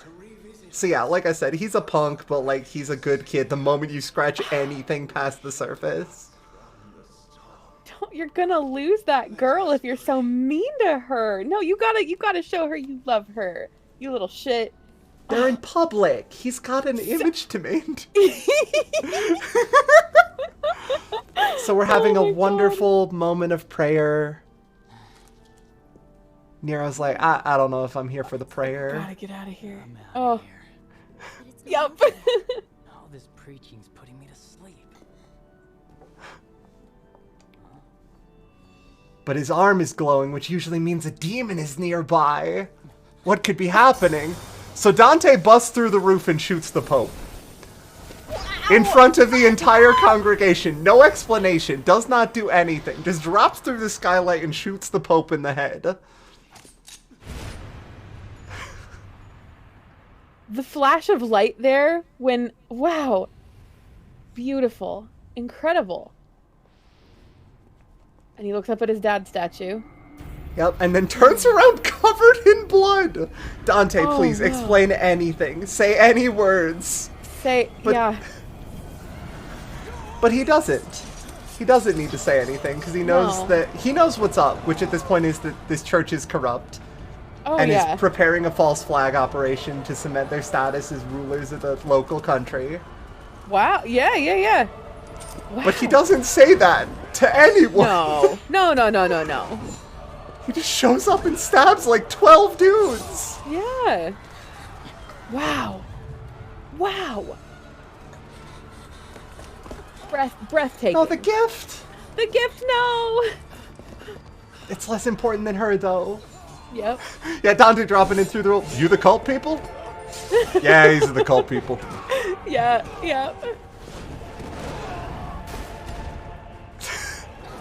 He's just doing Dante stuff. Don't worry about it. Insane. This is beautiful. Did he get shot in the head? Yeah. He's not still breathing. No, he's not. He's just cradling the body of the Pope. I was gonna say, I didn't know if that was heavy breathing from the Pope or if that was heavy breathing from Goatee Man. Oh, from Goatee Man. Goatee Man is her brother, which is why she's kind of like, oh no, don't kill my brother. He's good. He knocked her over. Which Nero will not stand for, so he fucking drop kicks him in the face. His gun fires 2 bullets at a time. That's the blue rose. It's white, so that's how you know he's a good guy. Yup. It's white and pure and innocent. Uh-huh. Go with your brother and get out of here. And so Dante having a stare down with another white-haired demon boy that definitely isn't related to Sparta in some way, shape, or form on the statue of one of their descendant. Yeah. His headphones play the music that transitions into the battle theme, and you kind of get... Okay, let's establish the new character for a moment. Wow. How good is Nero? We have Dante here. How good can he be? Hopefully excellent. Here's hope. Is he gonna lose the cast? I hope he loses He's the cast. gonna lose the cast. I hope, yeah. I was gonna say, this is where he needs to lose the cast. Oh, yeah. No, is Pushes this the over the giant. This is the interview, yeah. Dante's standing on the sword, just like, alright, kid, not bad. Please wield the sword. Please wield the giant statue sword. He's not gonna. That would be great, though. Notion of fair play, pal. And it's beginning to piss me off. And then you transition immediately into the tutorial fight with Dante, where they teach you how to jump, how to dodge, how to shoot, but not how to use your sword. Huh. Oh, wow. Well, he can't use his other hand. It's a big demon hand. Baby boy, he's so good at his job. But Dante's just having a good time. Having a good time. So this, I should note, this is not Nero's sword. This is a production model version.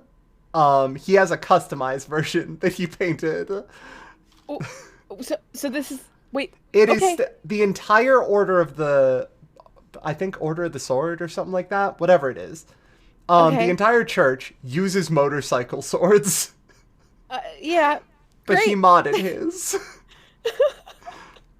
No, this is a aftermarket motorcycle sword. Exactly.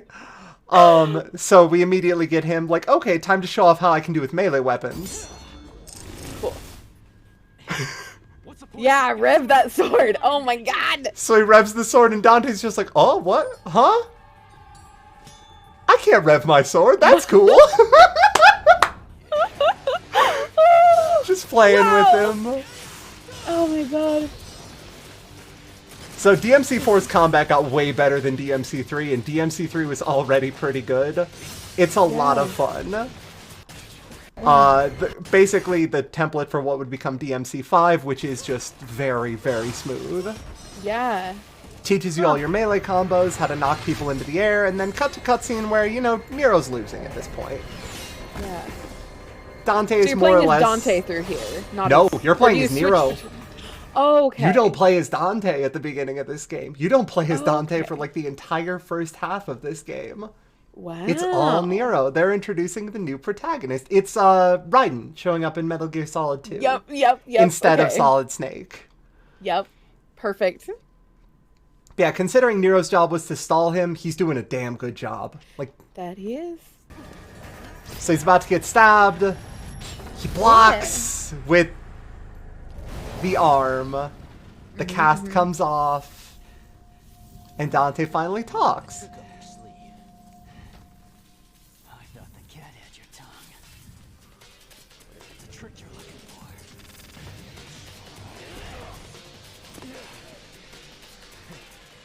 like you too He does wield. He wields the big sword. He I does. I thought he wasn't gonna wield the big sword. No, he does that. Oh my He god. just throws the whole thing. So This is his beautiful. demon hand can summon a ghost hand, and later an entire top half of a ghost. This is beautiful. Nero has a move with the ghost hand that's called the Buster, which is more or less Nero can wrestle enemies. He'll just grab Good. them and start dunking them into the pavement. Oh my god, I love this. He has a suplex. He has a thing. He throws Dante, and Dante, oh, he's so cool. He lands on the stool, right? He does have a stand hand. We gotta hydrate redeem. Hey, since you read your I thing already so hydrated. fast, can I do? Yeah. Can I do my hydrate thing that I do on my Go channel? for Have it. you heard my Yeah. hydrate? I haven't. Well, no, I probably heard it, but I just slipped my mind. Hydrate. Everybody take a big drink of water. If you don't have water, go fill yours up because when we drink, we all drink. Today, Sprouts our reason for drinking. Okay, I'm done. Thank you. Okay, thank you. You heard him. My- Get your fucking water. Okay, I'm done. Thank you. I just wanted to do it at least once because Of course, yeah, no. my folks enjoy it. And you also, I feel like it's only fair because you talked so fast earlier. It was impressive. It was impressive. Thank you. Yeah, no, that's one of the few things that I can, like, do reliably. So Dante, you know, Nero's got a cool arm. He wants to actually fight for now, sure. Okay, all right. Nero's got a cool demon arm. Dante can finally take things a little bit seriously. But Nero Yeah. wants to prove that he's cool too, right? Sure. Yeah. So he throws all those things into the air. They have Yeah. 2 clashes in the air. And look, Nero's not just sitting on a bench. He's sitting on a bench that's balancing on the other benches. He's trying to one-up him. Oh my gosh, is he? Oh wow. He's doing the crouch. Oh my gosh, He's a little that's punk. like Yeah. that's the Pixar smile. That's the Pixar smile of anime. And then you have the actual boss fight. Dante starts taunting. He uses his entire arsenal. He'll shoot you. He'll stab you. But he will not take you seriously. Breathtaking. And then it happens once a game. And when I say it happens once a game, I mean it happens once every single game. He punches Dante a bit much. Dante is holding with the back the stand devil hand. trigger. Yeah. Impale Once him. again. Yes. Beautiful. It just keeps happening. And Dante's like, oh no, you got me. I'm totally pinned to the And statue of my dad. Symbology. He didn't have to pretend to die there. go as far as to say that I underestimated your... If he could bridge like gymnastics his way out of the sword, I feel like he would just get sliced right up the middle. I'm sorry. Like Yeah, honestly. I also love the line from Nero there. He just dragged himself. He got stabbed through the chest wholesale with a blade that's about 6 inches wide. And Nero just, so you're not human. Nero, tell me what the fuck you thought this man was when you stabbed him through the chest and he just kind of shrugged it off.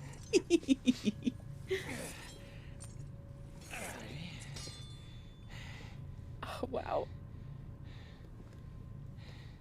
And then Dante doesn't explain. He just walks out the door and leaves, and Nero has to try to hunt him down for the next half of the game and try to figure out what's No. going on. Yeah, No. he does not explain himself. Nero goes to fight a whole bunch of demons, finds a bunch of bosses. But before that, let's introduce the rest of the cast real quick. Wow. Kyrie and Credo, you saw in the thing. Nero's Yeah. girlfriend and, brother-in-law / mentor figure, respectively. He's the one who taught him how to use a sword, who kind of raised him, because Nero didn't really have a very active home life. We don't really know what happened to his mother, but she isn't really ever discussed. His father is out of the picture. That could be anything. Kyrie, unfortunately, spends most of Devil May Cry 4 kidnapped or threatened in some way, and Credo dies standing up to the Hell Pope. Oh wow. Kyrie He is a Hell Pope. Yeah, I know, that is a Hell Pope. He eventually, just gets back up, goes full mask off. Kyrie is the kind of girl to care for an orphanage, which she literally ends up doing by the time of Devil May Cry 5. Nero supports her 100%. He does all the handiwork stuff around the house. He keeps the van up and running. You know, they're very sweet. And baby. Kratos was one of the best bosses in Devil May Cry 4. When you fight him as Nero, he did not deserve to get done as dirty as he did, just getting stabbed by Hell Pope, and never fought again, which is unfortunate. But he was a pretty upstanding guy, despite the obvious villain goatee. Wow. This is Sanctus, Archpope Bishop of the Church of Fortuna, worshippers of Sparta, for closing the portal to hell, which honestly, reasonable. Yeah. If we got a Jesus who, instead of, getting crucified, instead, literally separated the demon world from ours 2,000 years ago or so. And if you had proof that demons existed, because they are proof. out there. Yeah. Exactly. And if there was proof that he did that, there would be reasonable reason to worship him.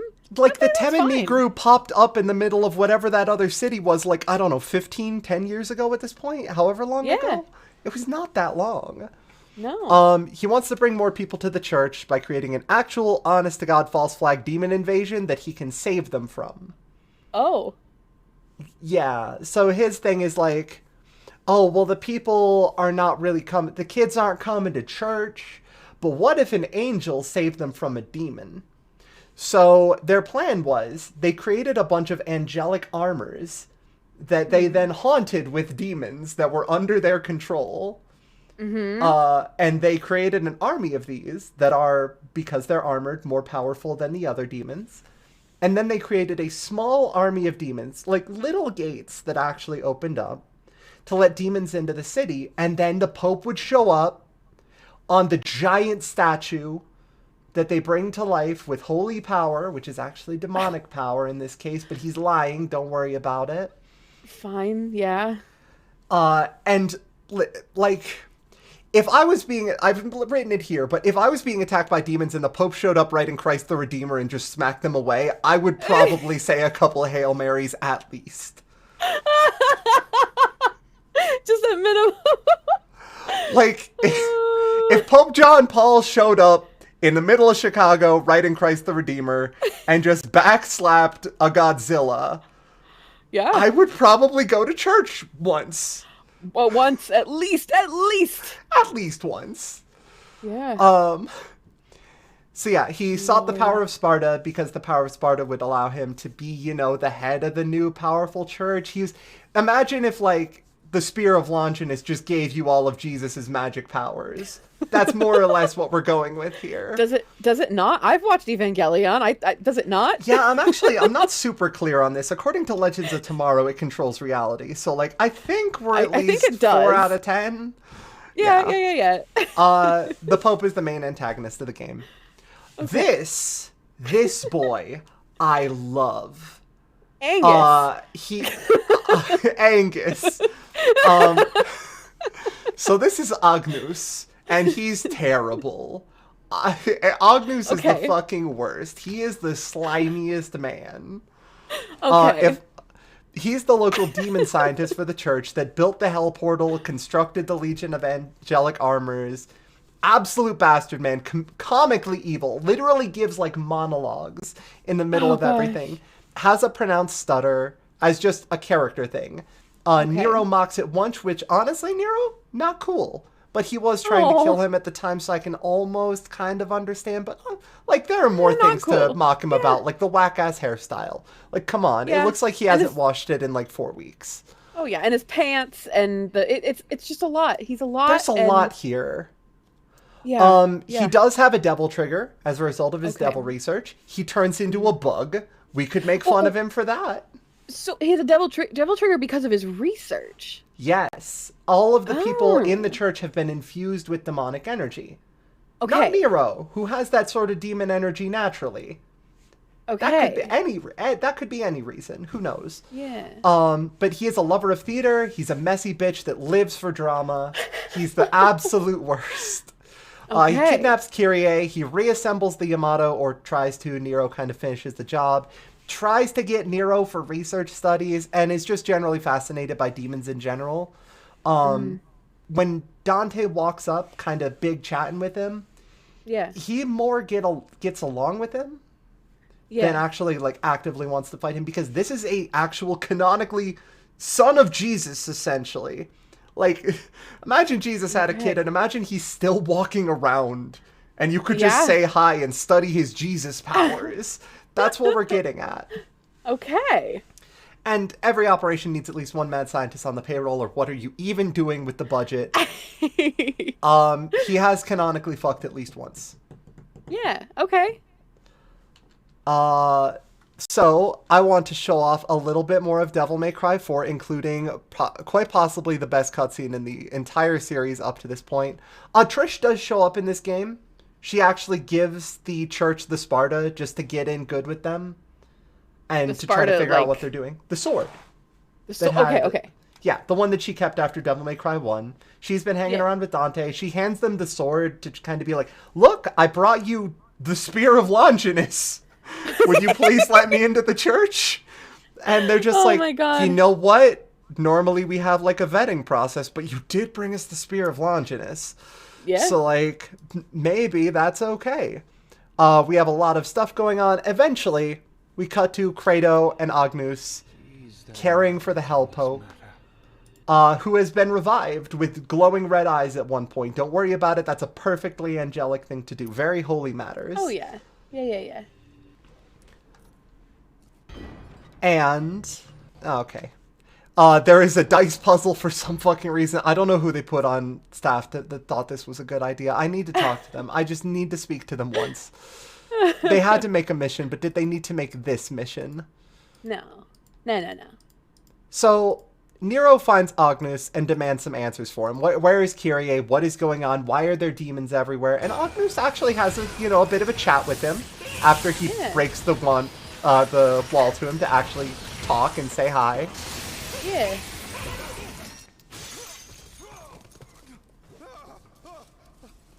That's the power. How can it be? Look who's talking, jackass. Answer my question. What the hell's going on here? How profound. I want the arm. If you want answers, Pinky's up. The pinky's up. Oh my gosh, the pinky's he's such up. a proper beef man, a proper Angus beef man. And Nero walks in, mad that the entire church appears to be filled with half-demons, and goes, why have you done this? And this man is like, oh my god, someone wants to read my thesis paper. Holy shit. Okay. So I started a couple years ago. isolate and bind demonic power. Yamato just chilling in the back in a beam. Containment beam. Mm-hmm. What a crock. And you may as well ditch the efforts, pal, because His Holiness is dead. But His Holiness has been reborn Goodness. as an angel. An angel. And soon, so shall I. He talks like a stage performer. Oh my gosh. Yeah. And I love him. And then Nero gets fucking stabbed. Yep. Because it happens at least once a game. But can he survive it? Because he's just a people. He can. He can survive it, but it hurts. Like, it actually knocked him out a bit. Okay. Well, he's got plot armor. It's fine. And they didn't even keep stabbing him. They took it out immediately. Mm-hmm. That's how he survives. So, these armors, I actually forgot to put in the presentation. Back in Devil May Cry 1, Virgil was put in a weird demonic suit of armor. And was known by the codename Nilo Angelo. Not Nero Angelo. Okay. But Nilo Angelo. Uh-huh. Just because of a mistranslation, but because also having Nero and also Nero Angelo might get confusing or perhaps be too big a hint. Oh, yeah. But the origin of these armors is that they found the pieces of Nilo Angelo's armor and they were like, oh, this is good shit. So these are the Angelo soldiers, the Cavalier Angelo, the Angelo armor. You and they just shove demons in there, and the horns look a bit like halos because they're still going for the angelic image, even if, you know, it's being run by the nastiest man.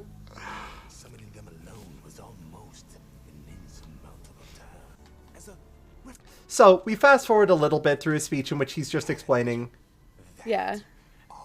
you know, I want to see that arm. Give me the hand. Give him the hand. Give him the stank hand. I didn't realize he had a monocle. Oh yeah, no, he 100% does. He's a proper gentleman with his pinkies and his monocle. Oh my gosh. Yeah. He's a proper gentleman. He orders the death of Nero. Beautiful. Just beautiful. Then we get a flashback to when his arm changed. Oh my gosh. Because right now he's still trying to save Kyrie. So, you know, it's almost the same. Yeah. Oh, his eyes glow red when he's angry. Oh, Like wow. Oh my And for gosh. some reason, the Yamato really likes Nero. It's just way into this boy. Yeah.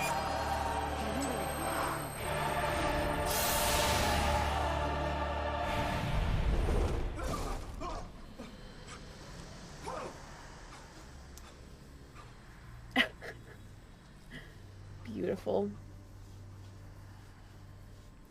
So, the Yamato, as we learned in DMC3, was what Sparta used to separate the demon world from the human one. It can separate man and demon.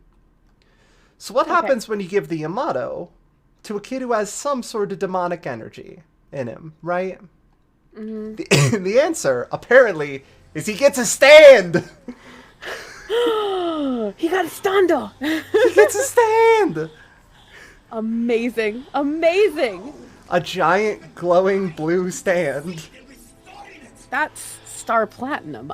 I don't make the rules. Like... Lord. Oh, and he's got the evil voice. There were 10-year-old boys who played this game way too young or watched their brothers play this. Oh, 100%. And they used that voice and they thought they were so cool. They thought they were the coolest. Wow. So Nero gets the Yamato, and he becomes very strong. And we get a little bit of history that, you know, when he wants to protect people and wants more power, his demonic side seems to react. Wow. And that's it. And, you know, fast forward a bit, he just shows up in a jungle that appeared out of nowhere. Sure, yeah. Which, like, honestly, you know what I'm thinking? Yeah. What the hell is this? That's about my reaction to it, Dante. Yeah. This is... What the hell is this? What the hell is this? Is it not capturing through Discord again, or is it still going? No, I see it. Okay, good. I want to make sure. Thank you, Dante, for the summary, essentially. So then we keep going a little bit. You know, you find more people. Nero fights with Credo. You get off the Great Plateau, you know. Yeah, exactly. And Kyrie sees that Nero has a demonic arm, and that he just fought her brother. Oh no. What could be gonna happening? Lose that girl. Yeah, and she's holding the necklace that he gave her. That's what the present was, by the way. It's a very cute necklace. Oh. What a kind and thoughtful gift. And Agnew shows up out of nowhere to be like, we didn't want you to know he was a demon. I can't believe. And then 10 seconds later, takes her hostage. Like, he doesn't even pretend. He's just like, he's like, okay, well, that was enough for me to get close to her. Let me just turn that down. Yeah. Kyrie eventually does get taken away from Nero. He is just barely too slow to reach her. So he gets some yelling in. A little bit of therapeutic shouting.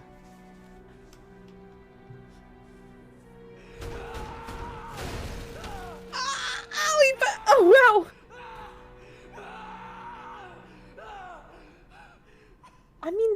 that's pretty convincing. That's Yeah. That's better than what am I fighting for? Yeah, no, the little whimper at the end there actually hurts me on the inside a little bit. Like, you feel for this boy. And then he just shows up with Dante again. Yep. And so Dante's is he officially under Dante's employ yet, or? No, he's just kind of hanging around, and Dante's just like, listen, I get that you've got the Yamato. That was my brother's. I'm gonna need it back. It's important. It's an heirloom.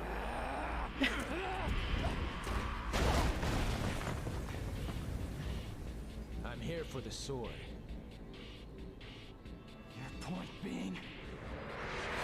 Oh, he's glowy. Wow. He's pulling out his stand. That is Nero's Devil Trigger in gameplay. Is he pulls out the stand, and it echoes all his moves, and it's very cool. It's very cool. Return it to me, and I'll let you go, kid.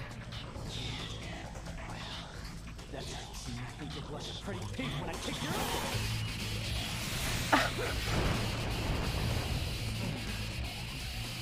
The crossplay. Yeah, Dante's still not taking it serious. I need to be clear, even when the entire world is in danger in DMC4, none of this is a threat to Dante. He could end this at any time. Yeah. And he does later in the game, but he wants to give the kid a chance to shine. Oh, you know? yeah.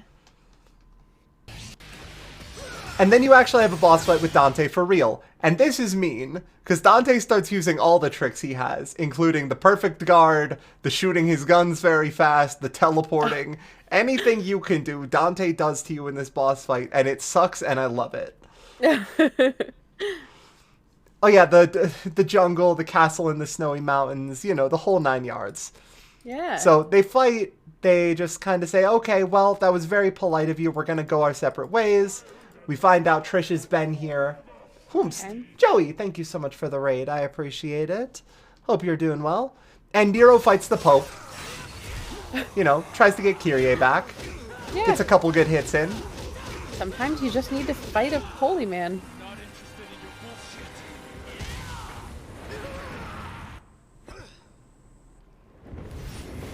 But does eventually get stuffed because the Pope body blocks with his girlfriend. Sure. Just, okay, well, you're being held back by love. What a weak human emotion. The whole 9 yards. He's very evil. You get the gist. At this point, Credo fucking dies. And I need you to see how Dante and Trish are just kind of chilling here as Credo is dying in the background. He is actually legitimately dying in this scene. That is not an exaggeration. He is in the process of bleeding out, and they're just kind of, all right, cool. Because for Dante, he got stabbed like, what, once? He'll be fine. Oh, no, that kills people. Oh, that's unfortunate. Wow. You want your sword? Come get it. Flips him the bird. He's the punk. And now, control switches to Dante for the second half of the game.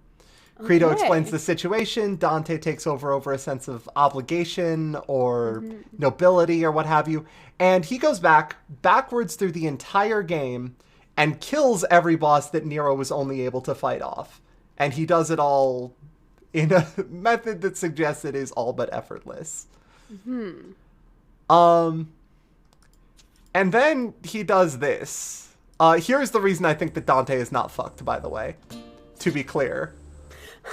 Listening to the dialogue you're about to hear, this is the dialogue of someone in, I don't know, high school-ish This is the dialogue age. of an unfucked man. This is the dialogue of an unfuckable man. He knows the concept. He's aware that fucking exists. But it is clear from this that he does not get it.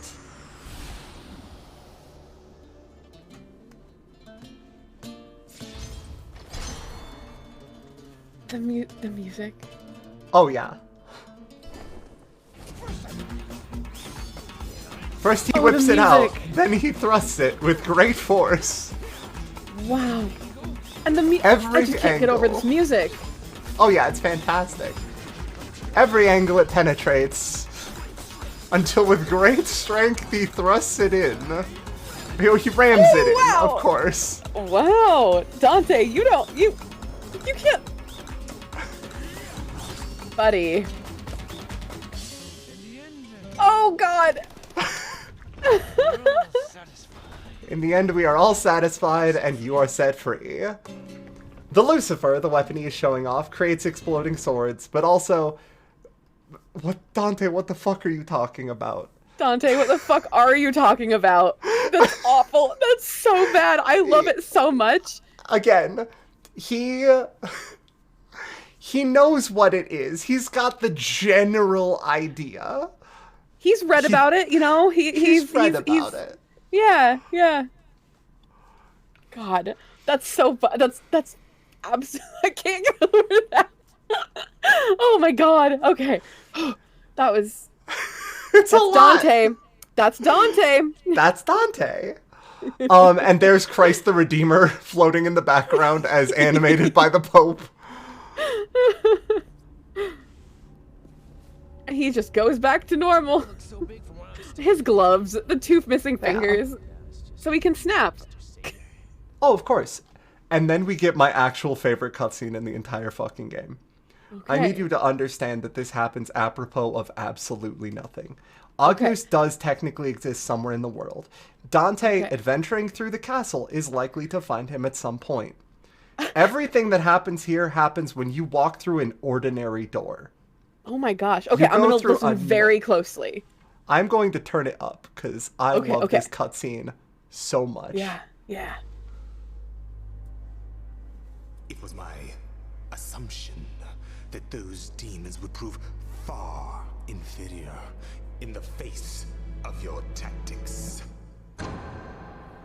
You summon and kill. Summon and kill. I fail to see the logic here. Said it. The price to pay For power? Oh! Humans. They are but stubborn and foolish. It takes a journey to hell for them to accept and praise their god. A fact that tickles Ione's judgment. Your judgment touches me not. For I am here to reclaim what is rightfully mine.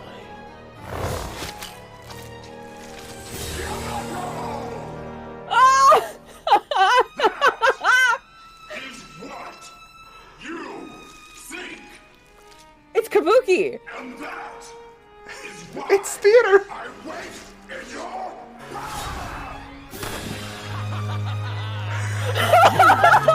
Position of my quest. Though I encourage for an opportunity to battle a being of such grand delusion as you is a sweet fortune. Immediately start the boss fight versus Agnus. Those two Holy cow. have never spoken before. Really? Never in the game. Never in the because it was game. Nero. They haven't ever been in the game before, which means one of them was just voguing on stage, and the other one joined in. I can't describe how badly I want to see a drag performance of those two. Right? just getting, oh my, that is, I know why that's your favorite cutscene. Oh my God, that's breathtaking. It's so good. They're just having so much fun. So you have a fight with Agnus. It is fairly good.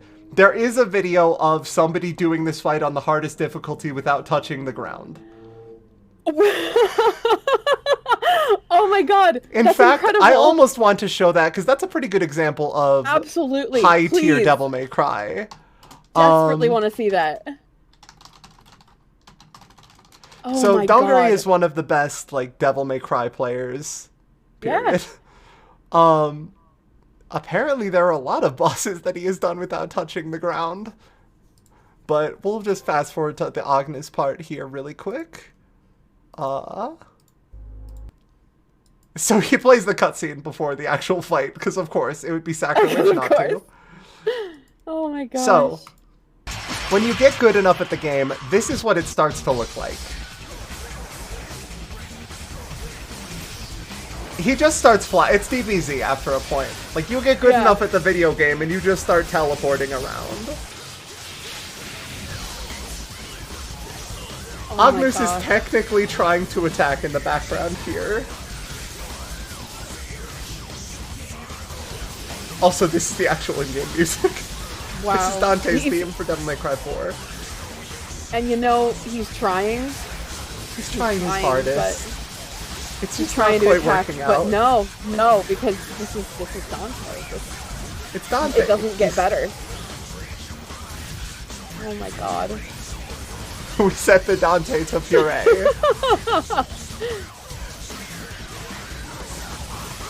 So to be clear, you are supposed to use the ground. It's not lava. Floor's not lava. You can touch it whenever. But There's it's nothing so much stopping you. cooler. It is so much cooler to never touch the ground. Breathtaking. And yeah, you can This see is the style how- meter. Yeah, continues. yeah, it's smoking. Smoking Smoking style. And then at triple S is smoking sexy style. The highest possible rank. Oh my god. Wow, wow, wow. This is I love this. I love this to death. Oh my god. Oh my god. And does he actually have the cutscene as well? Okay, yeah, let me fast forward a little bit, because Dante will be in the air for a bit longer. Good lord. And then at the end of the fight, Agnus flies over to the side of the arena, having lost. Wow. Oh, there's no subtitles. Hold on. Let me switch back to the other one. Why be such a difference between us? You surrendered your humanity. It's that simple. But you are not human. So why am I inferior? You assume humans are weak. Okay, yeah, their bodies lack the physical ability of a demon. Taking notes. Please. But humans possess something that demons don't. What? He really is taking notes. For the sake of my research, please tell me. No. If you're gonna continue your research in the next world,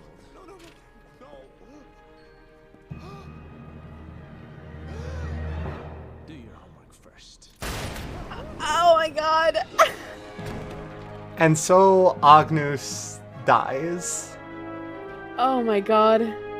No bullet wound. But you No know, bullet that's wound. fine. It's somewhere under the hair. The way his hair flips over and then the Yeah. paper. And the rest is silence.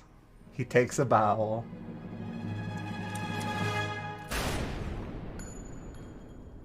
Wow. Wow. It's a dramatic is- injury. He's respecting the scene. Okay, but Agnus does actually die here, Tilan. That was breathtaking. Yes. I really love it. There are motion capture. There is a mode in this game where all of the cutscenes are replaced by the motion capture performances used to make them. Like videos of them? The videos of the dudes in the suits performing the scenes. Oh my gosh. For every cutscene in this game, pretty much. Oh my gosh. That's chaos. I love that so much. And all of these scenes are just gorgeous. It's that I can't imagine they're how... I just can't imagine how over the top they would have to be for this game. Just... Oh my god. You'll literally see, like, Agnus, when he flies backwards there, you'll have, like, people throwing him into padding just to guarantee that he flies backward appropriately. Like, they go in on it. They want to make sure. So Dante makes his way all the way down to, you know, where they opened a portal to hell down there. He takes the Yamato back, since they got it from Nero and we're opening up the Hell Gates. since that's what Yamato do. Yeah. DMC4 did have a bit of a problem that is being brought up in chat here a little bit. Yeah. The second half of the game, being Dante replaying the exact same levels, was actually due to a time crunch. It is more or less, you play every single level forward and backward with Nero and Dante respectively, because they didn't have enough time and resources to finish the game properly. So is it like one way is Nero and then the other way is Dante? Like literally Exactly. like forward and backward? Literally the same stages. And granted, they are a bit open, but the actual gameplay is very solid, and they both play differently enough that you're still having a good time through both times. But even so, like... But there were only 2 years between this and DMC3. Yeah. Which is that's for a game like short this. Turnover time. That really is. That's yeah, especially with like crunch culture and it coming more to a head over the past few years. That's a bummer because this could have been really, really good if they had more levels. It could have been fantastic. So Dante goes up, he fights the giant statue, naturally, and it's not his show. This is Nero's show. Yeah. So he wants to let Nero finish it. So he tosses him the Yamato and just has him wake up.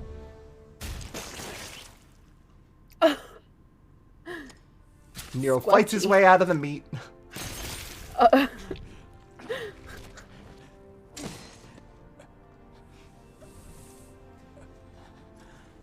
Some days you're performing with your worst enemy, and some days you're fighting your way out of the meat. Exactly. These are really, DMC4 does encompass the scope of the human experience. Oh. Let's clean up this mess. So Dante gives him, he thinks the kid's pretty good. He can let him take this victory. Dante does a big fight on the outside. Nero has to play more of the fucking dice game. I want to find the person responsible for this. And then does eventually find and fight the Pope, who's holding Kyrie hostage. Only for...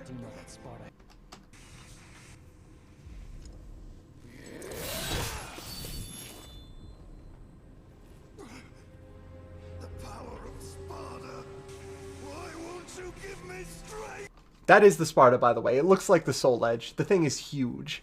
If you see this here, this sword, like stuck in the meat, is the one that Dante and Virgil were fighting over in 3. In the course of DMC1, it gets meated. It's meated. A whole bunch of meat just happens, and that meat can stretch and grow and turn into a scythe or whatever. It's Dante stuff that keeps happening. Yeah, but ultimately, the sword does keep staying there, and people use this comically oversized sword pretty often, including the Hell Pope and his very carefully trimmed nails. Those are. He's got a really nice set of acrylics. That's. Never could take those legends too literally. But I do know that Sparta had a heart. A heart that could love another person. A human. That is what you lack. I thought those were horns. They're wings. Wait, no, they're horns. No, they're horns that are meant to look like a halo. Okay. Okay, Unlurking, is DMC cool? Yes. No questions. Yes, it is a cool series. It is built around being cool. It is cool and Andy, corny. I promise. Yeah. Yeah. Don't move or you'll what? Oh, he's got a threatener. See, that's how you get him. You distract him with the sword, and then you get him with the big hand. Yeah.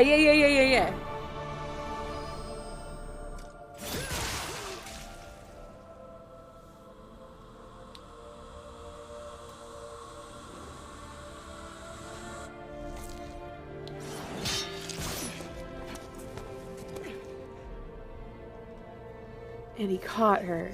And he caught her. All one smooth motion. Breathtaking.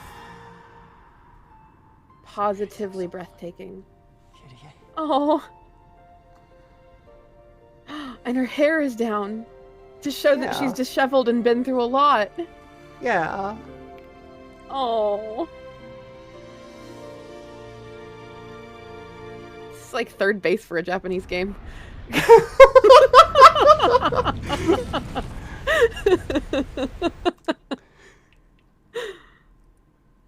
My lord. They couldn't have hand-holding in the first couple scenes or else the censors would have caught it. That's why Nero had to play it cool. Yeah.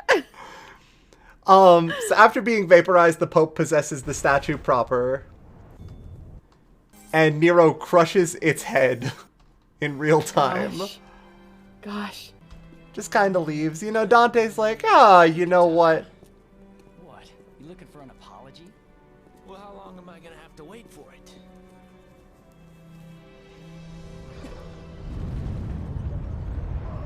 The whole marriage is off screen.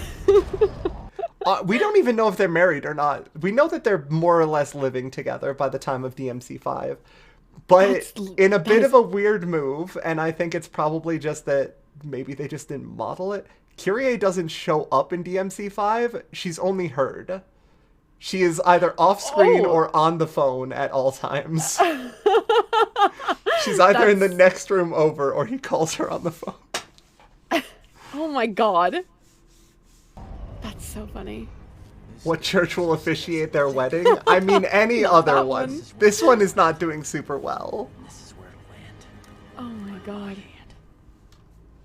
With your hand. With your stinky hand. With his big stank hand.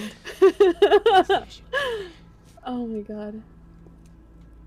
Oh, apparently, according to Doc, making character models in the RE engine, which DMC5 runs on, is really expensive. So the minimum number of characters in DMC5 is specifically a cost-saving measure. Really? The RE engine is more or less magic. Do you know how Monster Hunter Rise can run like entire zones perfectly on the Switch with basically no problems whatsoever? I was really surprised because I've seen it on PC and then I was like, oh yeah, well, I'll look at it for Switch maybe, but I mean, it was impressive. It on PC and it on Switch both run unbelievably well. They put some fucking dark magic wizard shit in there. I don't know. It is a bit beyond my abilities. Huh. Wait for me.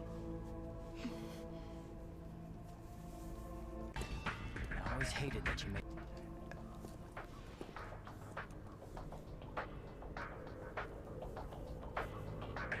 You know, God, I always hated that you made my arm like this. This dialogue is just breathtaking. Oh, it's perfect. Destroy this thing. Who would have thought? So Nero gets a very strong hand, and then you have a thoroughly underwhelming cutscene boss fight. He gets a strong hand.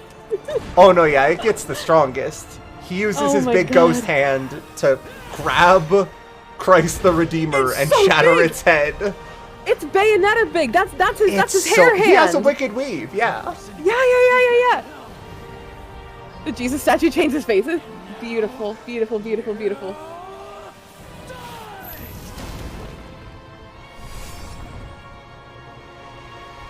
Yeah, he does the Sekiha Tenkyoken. Exactly. His hand of his glows with the demonic power.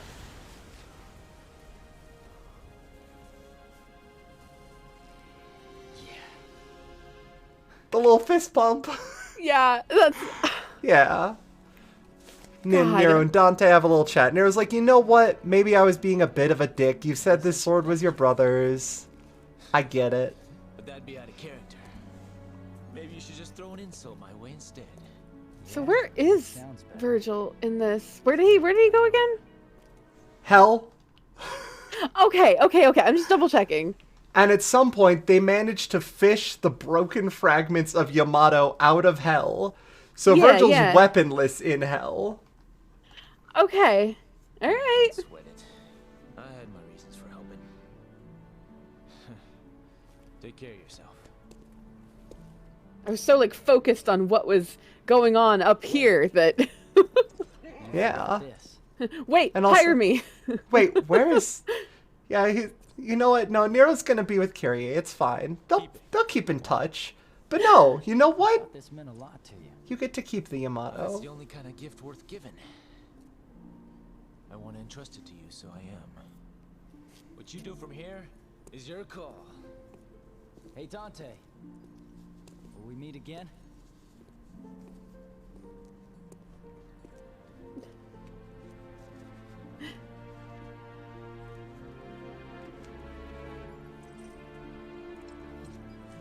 Also, Nero's arm can just kind of absorb powerful objects like the Yamato and just store them for him. The Yamato's stored in there. All of his upgrades from the entire game are in his stank hand. And he can just kind of bring them out whenever. So technically, one of the weapons of Sparta is just contained inside of his arm. Easy. Easy carrying. Yeah. Who needs a sheath when you can just put it in your arm? Yeah, no big deal. The stankiest hand. The stankiest hand. Oh my god.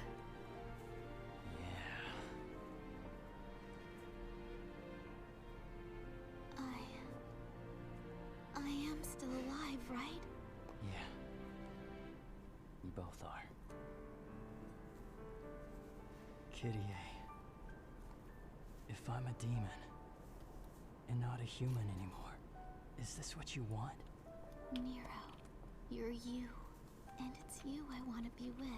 They're very sweet. Oh my god, this is too lewd. This is too It's lewd. hand-holding It was already on screen. they already had the hold. They had the third base. No, not Kyrie. He's giving her the necklace back. Oh, well, that's fine. The gift, you know. Don't do. They smooch. They smooch on camera. Oh no, they don't.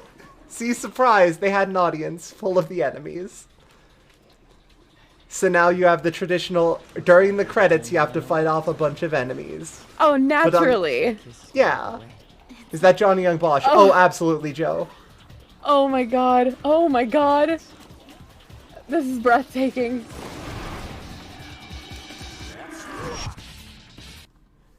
And there is no jackpot. No jackpot. Wait, but because he's not. It's not the Sons of Sparta. No, of course not. It's Nero. Yeah. Who is completely unrelated to Sparta. He was part of the church, I guess. He certainly doesn't look like it. He's got the white hair and the attitude, but. And then cut to the inside of the Devil May Cry office. Because this was all just an interview. This was all just an interview. Well, I know that rocket launcher. I know those legs. You're a lifesaver. Now I can finally do my job in peace. Because she's the one that hired him to go take care of the church. Really? Yup. They were stopping Who's running her. This place? Dante is running this place. Lady is a freelancer. She hangs out with the crew, but she is a vastly more successful freelancer. Trish doesn't need anything as a demon, so she just kind of hangs out with Dante because he brings the pizza and the lodgings. And Dante just sits here reading until a call comes in. Oh my god. Breathtaking. And that's all they get. If it was a lifesaver gig, then don't you think we deserve a little more? You call this sincerity? More? Was it not your fault that things escalated to the level that they did? Bringing Sparta into the spotlight? Sunglasses. This is beautiful. Reading Two Handguns magazine.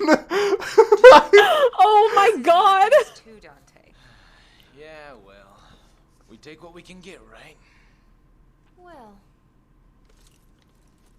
then it's settled. Are those insane boob? Yeah, they are. Look at those. Yeah, no, physics. those physics are fucking unbelievable. They're barely on screen, but no. They didn't give Kyrie those boob physics. Nope. Because she's a pure choir girl, and she and Nero. That's, wow. Yeah. Okay, that's fine. I was just a little surprised. Devil May Cry. It's a customer with the password. They're nearby. What should we do? Make another game. And then they didn't for 10 years. Wait, but where does DMC come into all this? Oh God, we'll talk about that briefly. Did I touch on a hot button? Yes. Okay. We'll talk about it. Can I come along? Do what you want. Don't expect to get paid. There's something so exciting about all this. Also, now that she's solved her trauma, Lady is like way more cheerful game to game. Yeah. I want to talk about where her that chest harness like goes through her shirt. Like as a tailor, I want to talk about that costume. Yeah. Like, okay, shoulder thing, and then she must have like a buttonhole kind of thing for that chest harness to go through. I think she's so painfully cosplayable. It makes me so happy. I love her. The costumes in this game, though, it makes me so happy. I want to make them. I would never wear them, but I want to make them. Good. Okay. Are you ready? Now the Dante DMC3 cosplay though. They all have a let's rock at the end. No jackpot, but they get a pose. No jackpot. Why is there an explosion? You know, it's fine. Don't worry about it. Joe says I'll wear them. Joe, I'll commission art of you and I in Devil May Cry cosplays. It's very good. So, these were actually mostly in here, so I didn't need to do any of that. Yeah. No, I like that it was all kind of in line and roughly the same quality. Yeah, Oh so my God. It's time to talk briefly about the 2 Devil May Cry games that I like to ignore. This is more or less an entire playthrough of Devil May Cry 2. Look at how little you have to do to dodge the enemies, and how little you have to do to kill the enemies. They're holding down the shoot button right now, to be clear. Oh my God. They cannot wow. even get close to him. The guns are too strong. Wow. The damage is too high. I mean, this is kind of, to be fair, that's kind of like the gun, the shoulder button gun in Bayonetta, but Yeah. at least you get to look at a cute butt. Like, But the shoulder gun, I don't know. shoulder button gun in Bayonetta also doesn't deal nearly as much damage, and That's they fair. have to be airborne for it to work. It doesn't work on every enemy in the game. You are 100%, okay, that's totally fair. That's totally fair. It's just Anyway. going to stun lock them until you can get close. Yeah, here's an enemy that can't hit you because its arms go to either side of you. Here's Oh a my spot that's God. completely safe from the boss. Oh my God. That's, Here are 2 enemies attacking Dante. this almost, well, 4 was good. It's borderline got the Sonic problem where it's like, good game, bad game, good game, bad game. But at least 3 and 4 seems to be good. But Yeah, 2 one and didn't and really have its DMC. rhythm. 2 and DMC, well- God. Yeah, this is the salvage version, by the way. Itsuno doesn't really have his name associated with this too much, but the 3-month redesign thing was him. Okay. So this game could have been way worse, but Itsuno stepped in, was just like, where's the style meter? And they had to be like, the what? And he's like, okay, listen. Listen to me what? very closely. Here's a large enemy attacking Dante. Look at how threatened Dante was just there. He stood still and fired his gun. Not even a little bit. Here's another enemy. It's still got great enemy design. Like for all of the gripes, it's still got Yeah. great enemy design. And some things from this were actually taken and put it forward into other parts of the series. Like, even fans of DMC2 get a little bit of food going forward. But, you know, here's an encounter with a bunch of regular enemies. Here's Dante leisurely strolling and dodging every move.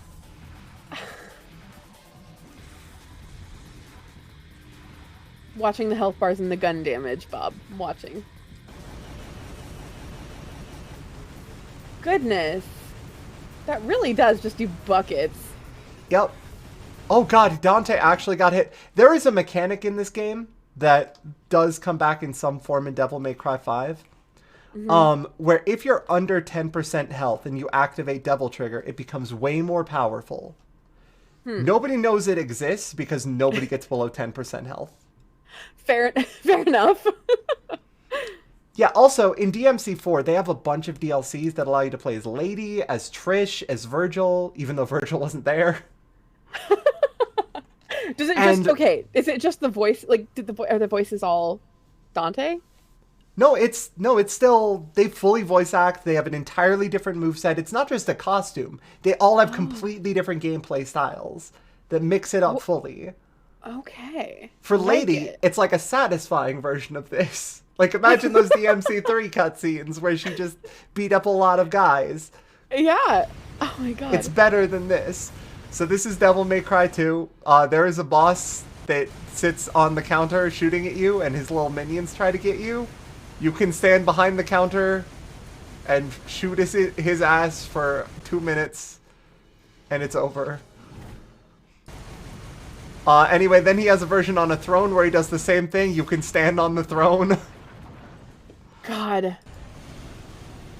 Argasax the Chaos, which is just a fucking mess of a design.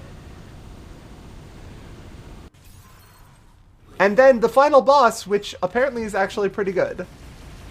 At least at least the final boss is decent. Yeah, like the person making this knew. Yeah. It is the only time you'll have to try in this game. And then, does he say it? Does he say it? Does he say it? Does he say it? Not a real Devil May Cry game. He doesn't say jackpot. And then Dante goes to hell, fights his way back out. And this is Dante at his most depressed. You know, this is Dante post losing his brother. Sad, sad boy. Not really being threatened at all. And then Devil May Cry 4 starts to happen, and Dante goes, yo, that kid seems all right. Hold on. This kid seems cool. Yeah. Holy shit. And he gets a little bit more cheerful again. And he kind of cheers up, and he goes back to Wacky Wahoo Pizza Man. So the only good thing to come out of DMC Devil May Cry is the Spanish dub, which does exist in the game. Spanish dub? There's a Spanish dub?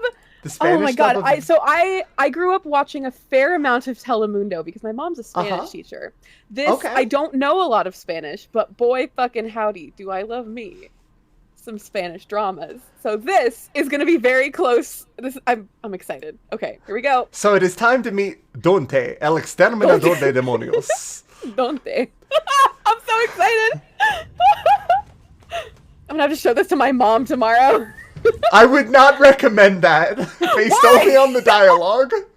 Unless they're not exactly like very Shakespearean. They actually there were interviews where they were like, the dialogue for this game is so deep, it's almost like it's like a play. It's like Shakespearean. Wait, but is also this still talking about 2? No. We're talking about DMC Devil May Cry. Okay. Made by Ninja Theory, which is the game that did have a spunky new sidekick girl who was a practitioner of witchcraft and kind of like the Trish stand-in, sort of, but not really, who drew magic portals by spray painting and making magic sigils with that. And it has, the spray paint has some magic things in it, and also squirrel semen, because this is a Ninja Theory game, and they feel the need to mention that. Wait. Hang on. Yeah, can you dial that back just a moment? No. Okay, all right. No more questions. Have a good day. Thanks. Okay, so I'm Dante. DMC Devil May Cry's writing is kind of a fucking mess. And that is putting it very lightly. Dante's character, you know the character Dante who does not fuck? Yeah. In the beginning of this game, Dante is pictured with literally 2 sex workers hanging off of him. Like, as he's reclining in a chair. Because they wanted to make the cooler Dante. The existence of DMC Devil May Cry was so offensive to Hideaki Itsuno that he had 2 ultimatums to Capcom or he was going to leave the company. One, re-release the game, or except he also works on it. And there was a legendary edition put out of this game in which he fixed a lot of the gameplay issues. Because this game had really bad style systems the first time around. It also had color-coded enemies that just were not fun to fight. And then condition 2 for Itsuno, let him have basically unlimited time and money to make DMC5. And he got both of those things, and he did not leave Capcom. So, bless Itsuno. Oh my gosh. I have Pixelate in Liz's game. Oh god, I'm a fucking Sylveon in Liz's game, aren't I? Cool. Alright, sick. Thank you for the heads up. So this is the level of writing that was really expected from DMC Devil May Cry. Okay. I'm excited for this. Also, the mustache is a mod. The mustache is a mod! Oh yes. my god!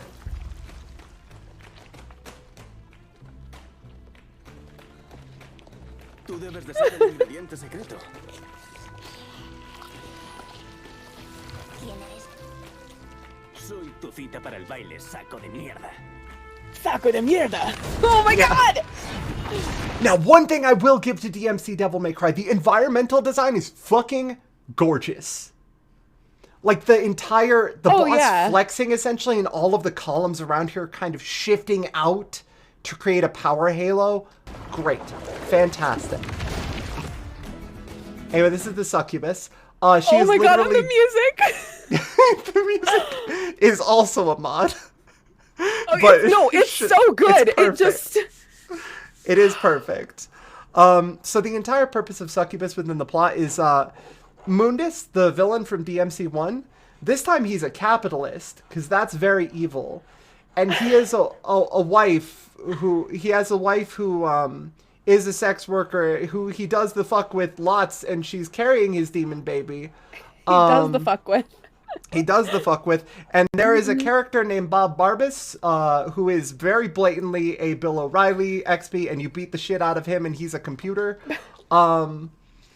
And Virgil wears a fedora and is the leader of what is nominally an anarchist sect that wants to bring down Mundus's company. And he's not powerful in any way whatsoever. He needs Dante to do his special work because Dante and Virgil are Nephilim in this series because Eve was not just a regular human being that Sparta fell in love with. She was an angel, and that's why they're special. And they did remove Virgil's fedora in the re-release of the game, which means Itsuno hated it. And Virgil has a car that is not officially named the Virgil Mobile, but is the Virgil Mobile. It is a large, just very fancy car that has a big chrome V on the front. And it is blue because that's his color. Yeah. I'm going to go back to Dante and then come back to this. Yeah.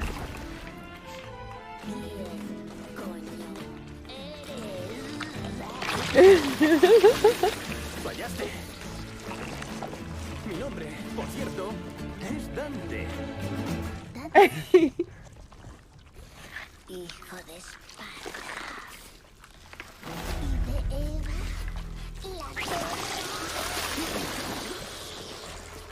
Sí, pero llámame Dante, el exterminador de demonios. ¿A que suena bien? ¿Quieres matarme? No puedes. Tengo 1200 años. No aparentas más de 12.000. ¡Que te jodan! ¡Que te jodan!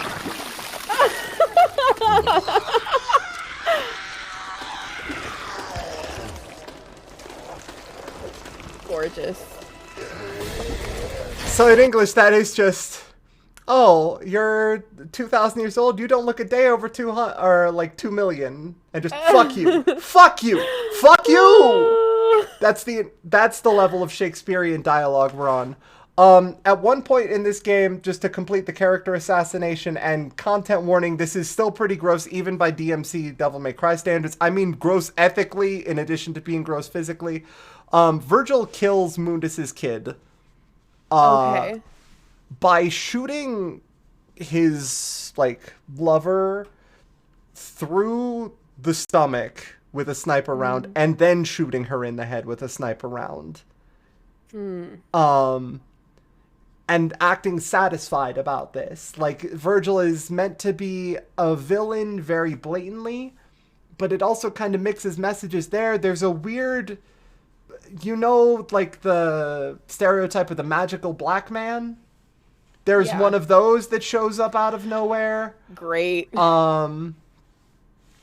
There is a lot that happens here. It is wildly disrespectful to women. And when they were talking about this game on a, conceptual level, I'm just going to get this off screen real quick, just to cut over here, because I want to give you a little bit of a, a cleanser after this. Yeah. They were talking about what Dante should not be and what Dante should be. And they had like Dante should be, and they showed like, I can't remember what it was. It was like a scene kid with like, just, it was very like edgy and cool sort of thing. And then they said Dante is not, and they showed a picture of a cowboy. And they were just like, yeah, Dante's not a cowboy, but the cowboy that they showed and the message that they were conveying, it was a shot from Brokeback Mountain of the two of them embracing. Oh, wow. So their message was like, literally, Dante is not a gay cowboy. Dante is cool and heterosexual, and he fucks a lot of women. And, isn't he just the coolest? And he doesn't really care about them because he's cool. Coming from DMC4, where one of the coolest characters in the game is someone who's in a loving relationship with someone he's known since childhood. So it's DMC Devil May Cry has writing problems. It has gameplay problems. It literally bricked my computer when I tried to stream it once. And it's just generally a conceptual mess. The level design is very cool. Some of the enemy designs can be cool. The Dante redesign does not get it and actively spites the original design. There is a scene I'm going to bring up the entire DMC Devil May Cry intro, actually. I'm not bringing it up in anything but incognito mode because I don't want that to be on my conscience. Or my history. Exactly. So this is the DMC Devil May Cry intro, compared to the others. Like, think about what we've seen of Devil May Cry so far, and now open on Dante in a strip club with a bunch of... The virility is the name of the drink that Mundus sells. That is why he's very successful. The name of the drink is literally virility. The game does a they live sort of thing and has subliminal messages all over that are apparently kept in limbo, which is the realm between the human world and the demon world. Here's Dante. Pretty big EDM like names. That's impressive for the music. There is a lot of Combat Christ in this game. Wow. Like a lot of Combat Christ. Here is Dante bringing two ladies who are just in gold bikinis back to his trailer. He's drinking. He's in a tank top. And then you see like there's the they live messages. So this is Virgil on screen right now. I need you to understand. Okay. Virgil is doing an anonymous style message and is being declared a terrorist on Raptor News Network. Okay. Yeah. And there's Bob Barbas. You saw there claims to represent an organization called the Order. And Dante's drinking 666. Do you get it? Because he's a demon. And that the wings. That was breathtaking. The framing there. Yeah. Oh my god. Yeah, no. He has a cool like glowy tattoo. Yeah. This is Bob Barbas, just doing God's work. Dante, get out of there! You're in danger. He's on me. He's completely naked. He's opening his... This is a crime. There are people nearby. Put your peepee away. Put the peepee away. God. So this is Kat. She shows up. She has a little forehead sigil thing. She always wears the hood. And then Dante gets dragged into limbo to fight this boy. And then he has an actually really well-directed scene. This is, in my opinion, the best scene from DMC Devil May Cry. It's so good that they took it and they put it in a better game. So Dante's completely fucking naked. They put it into 5. He's naked and he's fighting? No. What if the scene right after this. So Dante needs to get dressed, right? So they pull his trailer towards him, and Dante jumps into his trailer and in slow-mo gets dressed as he's flying through the trailer. There's the, modesty pepperoni, of course. But this is cool. Dante flying through all this stuff in the trailer and getting dressed in slow motion is very fucking cool. Actually stylish. But his trailer is absolutely gone. Yeah, this is the style of the game. Every time you're in hell, it has this like weird red wind filter. All of the enemies look like rejects from a Deus Ex zombie game. And his sword is named Rebellion, and he summons it from the tattoo on his back. And the message to kill Dante is on the ground, because that's how the enemies find out about it. I do not want to watch the Devil May Cry full cutscene. No, stop. No, stop. Please. Oh my god. Let me actually just get the full Devil May Cry 5 trailer.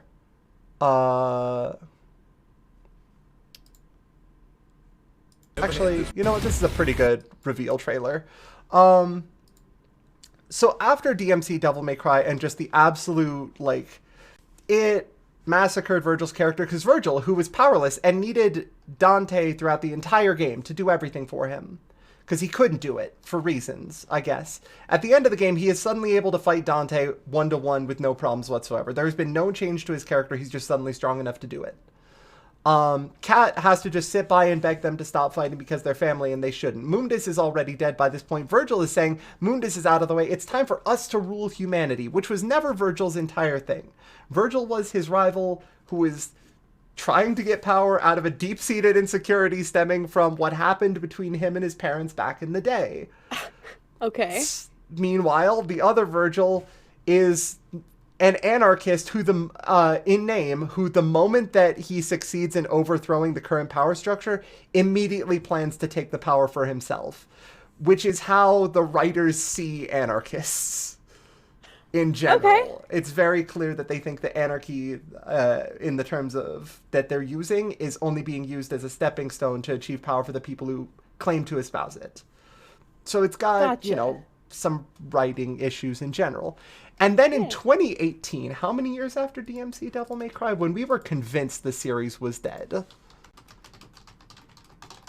So DMC Devil May Cry released in 2013, 5 years later, 10 years after Devil May Cry 4, radio silence for the entire time.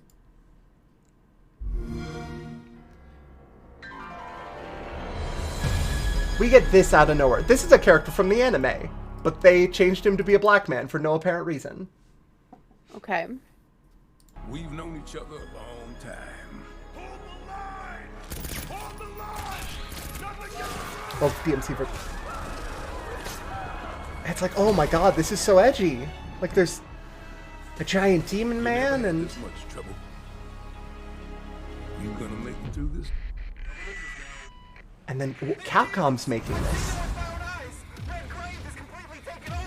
Redgrave. This is a trial from the heavens above. And he revs the sword. Because Nero's back. Oh, Nero's back, baby. With his brand new, very cool sidekick. Who's the sidekick? That. She's beautiful. Nero just flipping over the car. Cheer up, crew cut.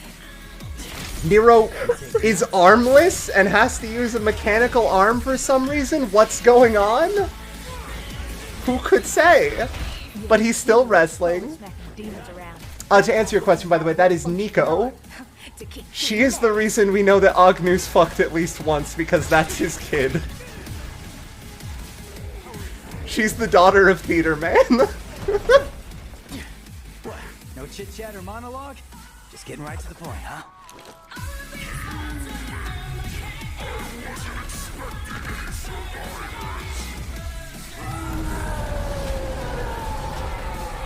Beautiful. Everything's been breathtaking, but this... I don't know, there's something about it building up. Oh, wow. Cash first. It's just clear, like, Nero's back, baby. Yeah. We're not... Oh, there's some weird person that took his arm. And that's why he has to have a mechanical arm? Devil May Cry. Oh, wow. Devil May Cry 5, but who's that in the distance on a motorcycle? Is that our boy? That's our boy. He's a bit older. That's our other boy. That's our other boy. He's back. And then a little bit after There's that, they another put trailer. out. Yes, that was the reveal trailer. Because again, Devil May Cry hadn't been seen for 5 fucking years. 10 years if you count DMC4. And did they just drop this like not out of the blue, but like mean, they dropped it at a fucking convention or like a E3. Like an E3. They just said like, yeah, no, here's our brand new thing, and they dropped like Devil Trigger, which is an absolute banger that they were using for the trailer song there. That is nothing like the DMC music we've heard up to this point. Wow. They tell you Nero's coming back. We're going back from the DMC Devil May Cry. We're going back to the numbered DMC games. Wow. And then they show off that, no, we've actually got one more new character for you, too. Because let's see a little bit of what's going on with the story here. Hi, lady. Hi, Trish. Begun. I will show you your worst nightmares. Some new freaky demon man. Despair and death.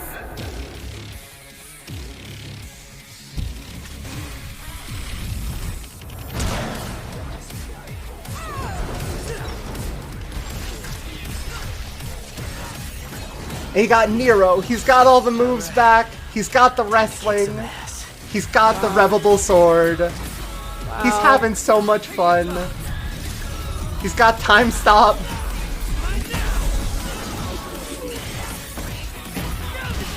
Don't crap yourselves. He likes to kill demon things.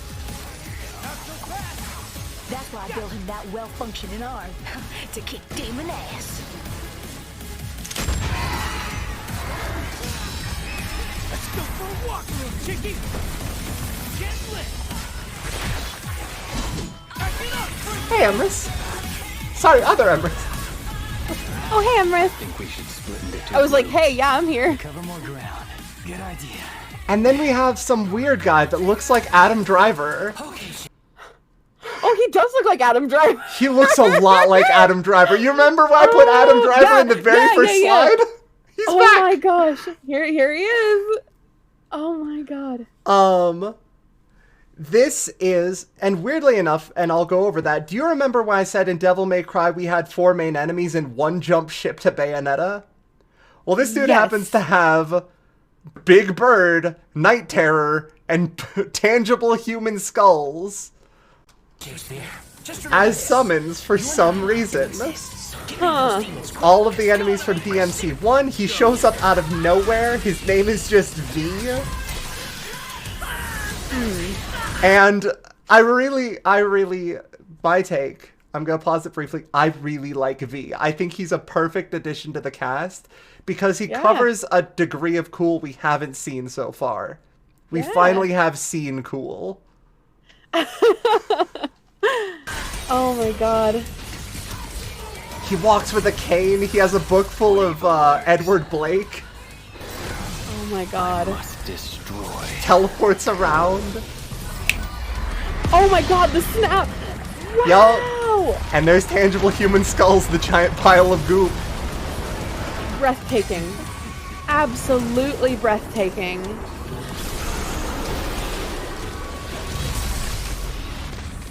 V, why don't you tell me everything about this job?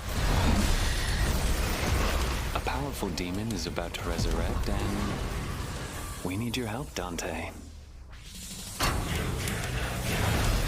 Sincerely, Adam And Driver. literally, in the trailer, the moment they cut to the story trailer for Dante, he's in a cowboy hat. Oh my god. Which is a masterclass in shade. Oh my god. Pictured gay cowboy Dante. He's back. He can put that hat on any enemy, because that's what the attack does.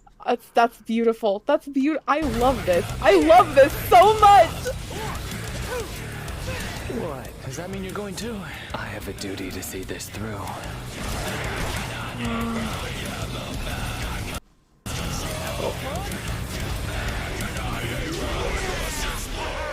He gets a motorcycle for a weapon this game. And you need to see this through. Because he wants to. Come on, little puppy. I'll take you out for a walk. Made it for Lady and she paid for it, so consider it a rental. He gets his own Kalina Ann.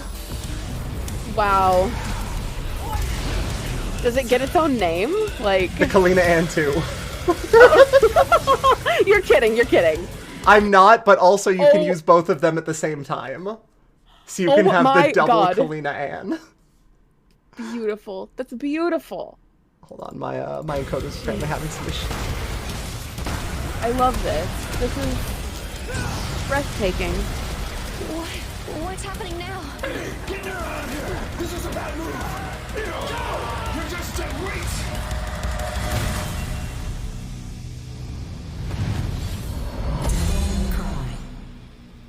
Wow.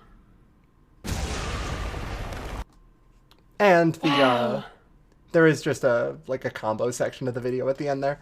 But that is Devil May Cry 5 coming soon. Yeah, that's beautiful. It's the boys. Oh my god. There's a new demon in town. Lady and Trish are nominally here, but this is really the boys road trip edition. Yeah. We them boys. They them boys. Oh my god.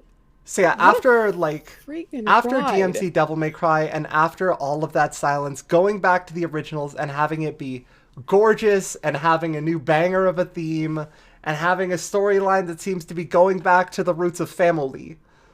Mm-hmm. And, you know, it's making beautiful. sure that everybody's taken care of. It's wonderful. He's got the revving sword again because we missed that. We did. That's just family. That's that was so. Except for Nero, like, who's obviously not related to any of the Sons of Sparta in any way, shape, or form whatsoever, and neither is V. He can control the demons from DMC1 for no reason whatsoever. No, you know, and that's fine. That's we've suspended disbelief on bigger things in this series alone. Oh my god, this is breathtaking. This series is something else. So I have to ask you, comparing your preconceived notions of Devil May Cry before and after this stream, how have they changed? If at all. Maybe this is what you expected. So much. Okay, I expected some cheese. I did not expect a charcuterie board. I didn't expect the wine pairing. And I'm fine with that. I'm fine with that. This is so up my alley. It's not even funny. Like, I know that we had talked about me playing the fifth one. That was kind of what we had talked about, right? Yeah. That was the idea when I brought up a collab. It's just like, well, what games do you like? I'm like, well, I'm pretty into Devil May Cry. And you're like, well, I'm going to play Devil May Cry, but I don't know that much about the series. And I'm just like, I have an idea. Well, that's the thing is, I want to play the fifth one. I also want to play all the other ones now. No, is it safe now that I know kind of what happens? Is it safe to do 5 and then the rest of them? Yeah, 100%. 5 was my first Devil May Cry game. Really? Okay, so I can experience it the same way you did. You are going in more informed than I was even. I knew about Dante, broadly. I knew about Nero, kinda.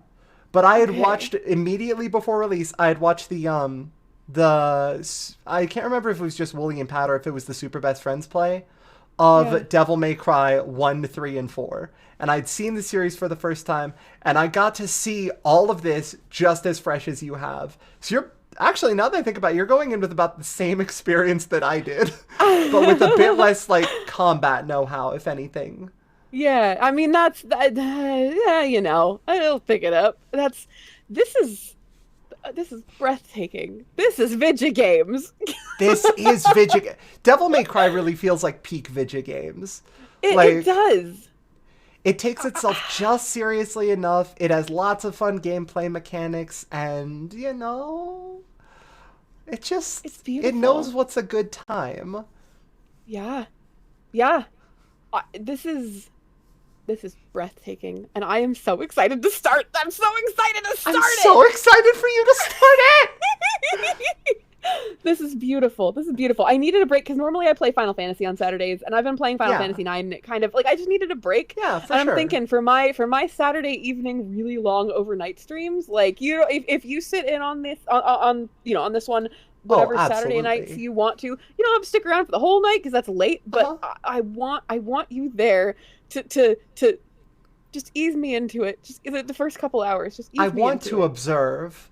I desperately want to observe. Seeing people react to Devil May Cry 5 for the first time is food for me personally.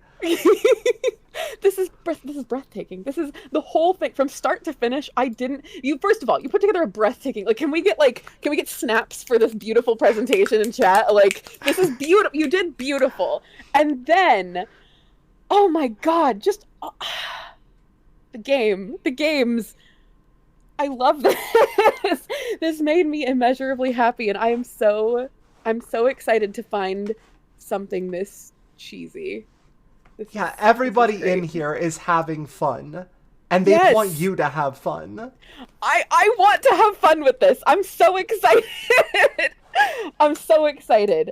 This time next week, I will likely be so deep into this and starry-eyed, and it's going to be so good. And I will be sitting there on your shoulder just like, okay, so if you hit the trigger as you attack, you rev the sword, which makes it do more damage. I hope you didn't expect that not to be a gameplay mechanic, by the way, because revving your sword in real time is absolutely a gameplay mechanic. Good. I would have been disappointed if I couldn't rev my sword, frankly. After 4, you have to be able to rev the sword. You have to be able to. It's Nero's thing. He does it when he wants to be cool.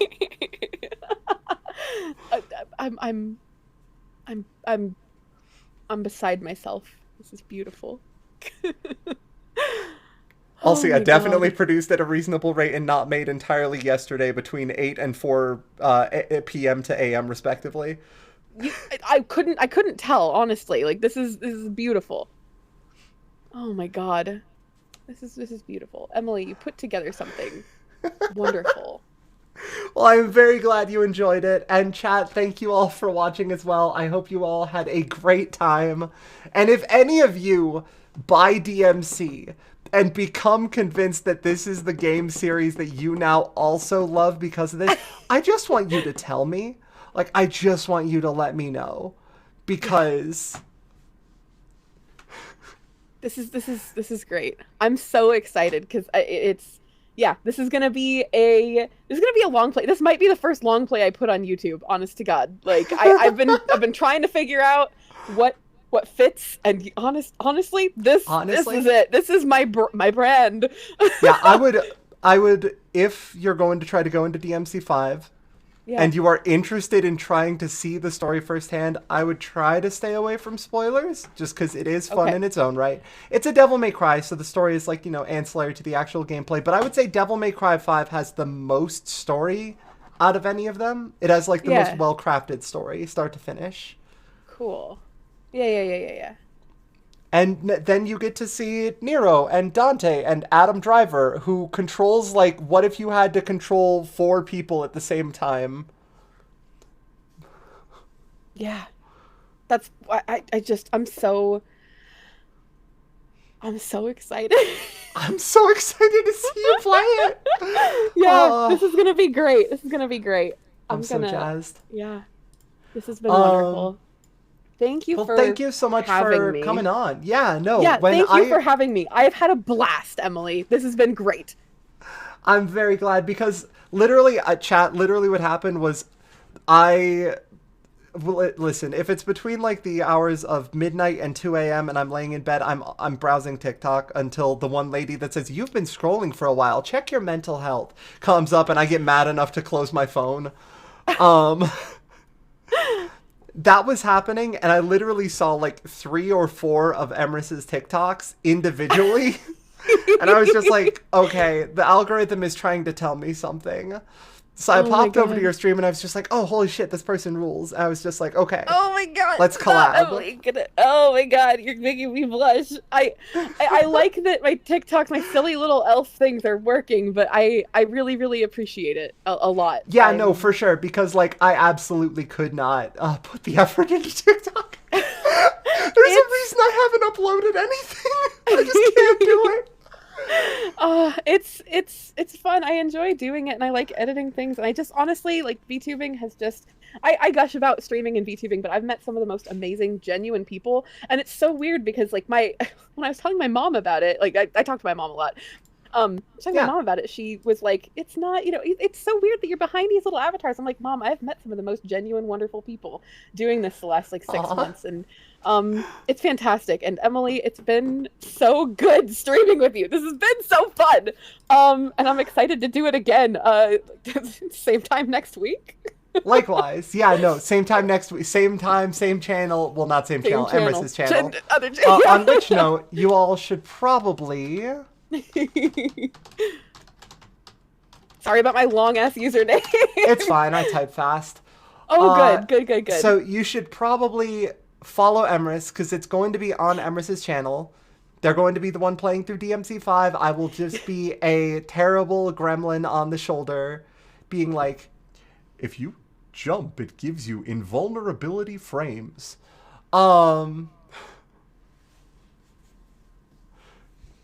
Mars Mountain Witch descends to Elf Taylor's home to talk about Wacky Wahoo Pizza Man. I need you to understand it was more or less me kicking in the door, like, at 2 a.m. and just being like, I want to tell you about Dante. It was a little bit like, hello, I want to collab with you. And I was like, yeah, what are you interested in? Like, yeah, absolutely. And, people need to know. Devil May Cry came up so quickly that I almost wondered if she had that in mind when she reached out. But I don't know.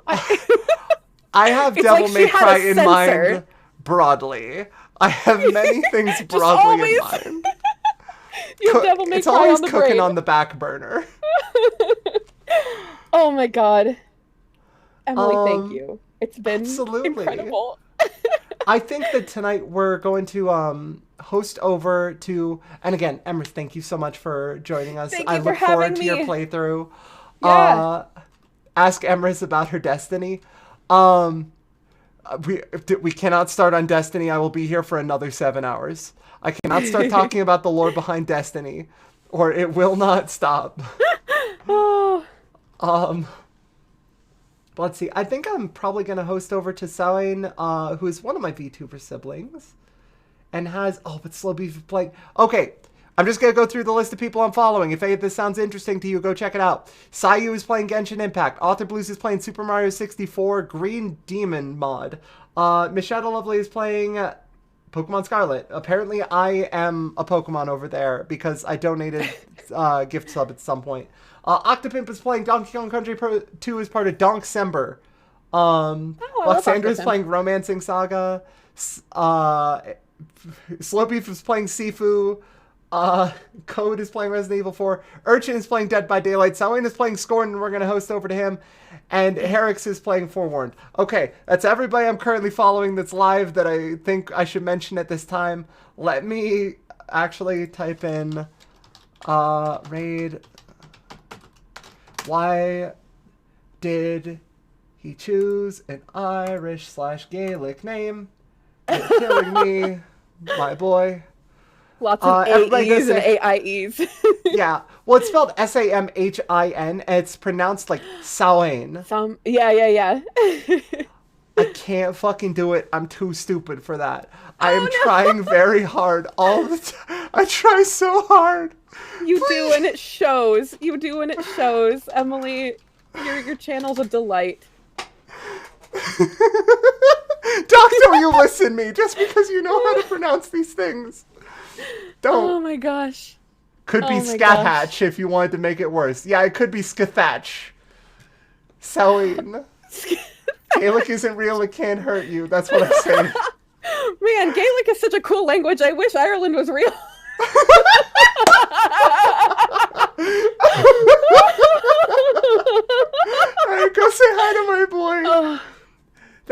I'll see you all next Saturday at the latest. You know that's not how it's said. I really don't, Doc. I still can't remember how to pronounce the Skatach? Skatach. Cleve Salish, aka Cleve Salish, aka Lightbringer, aka Claim Solis. Goodbye. Bye.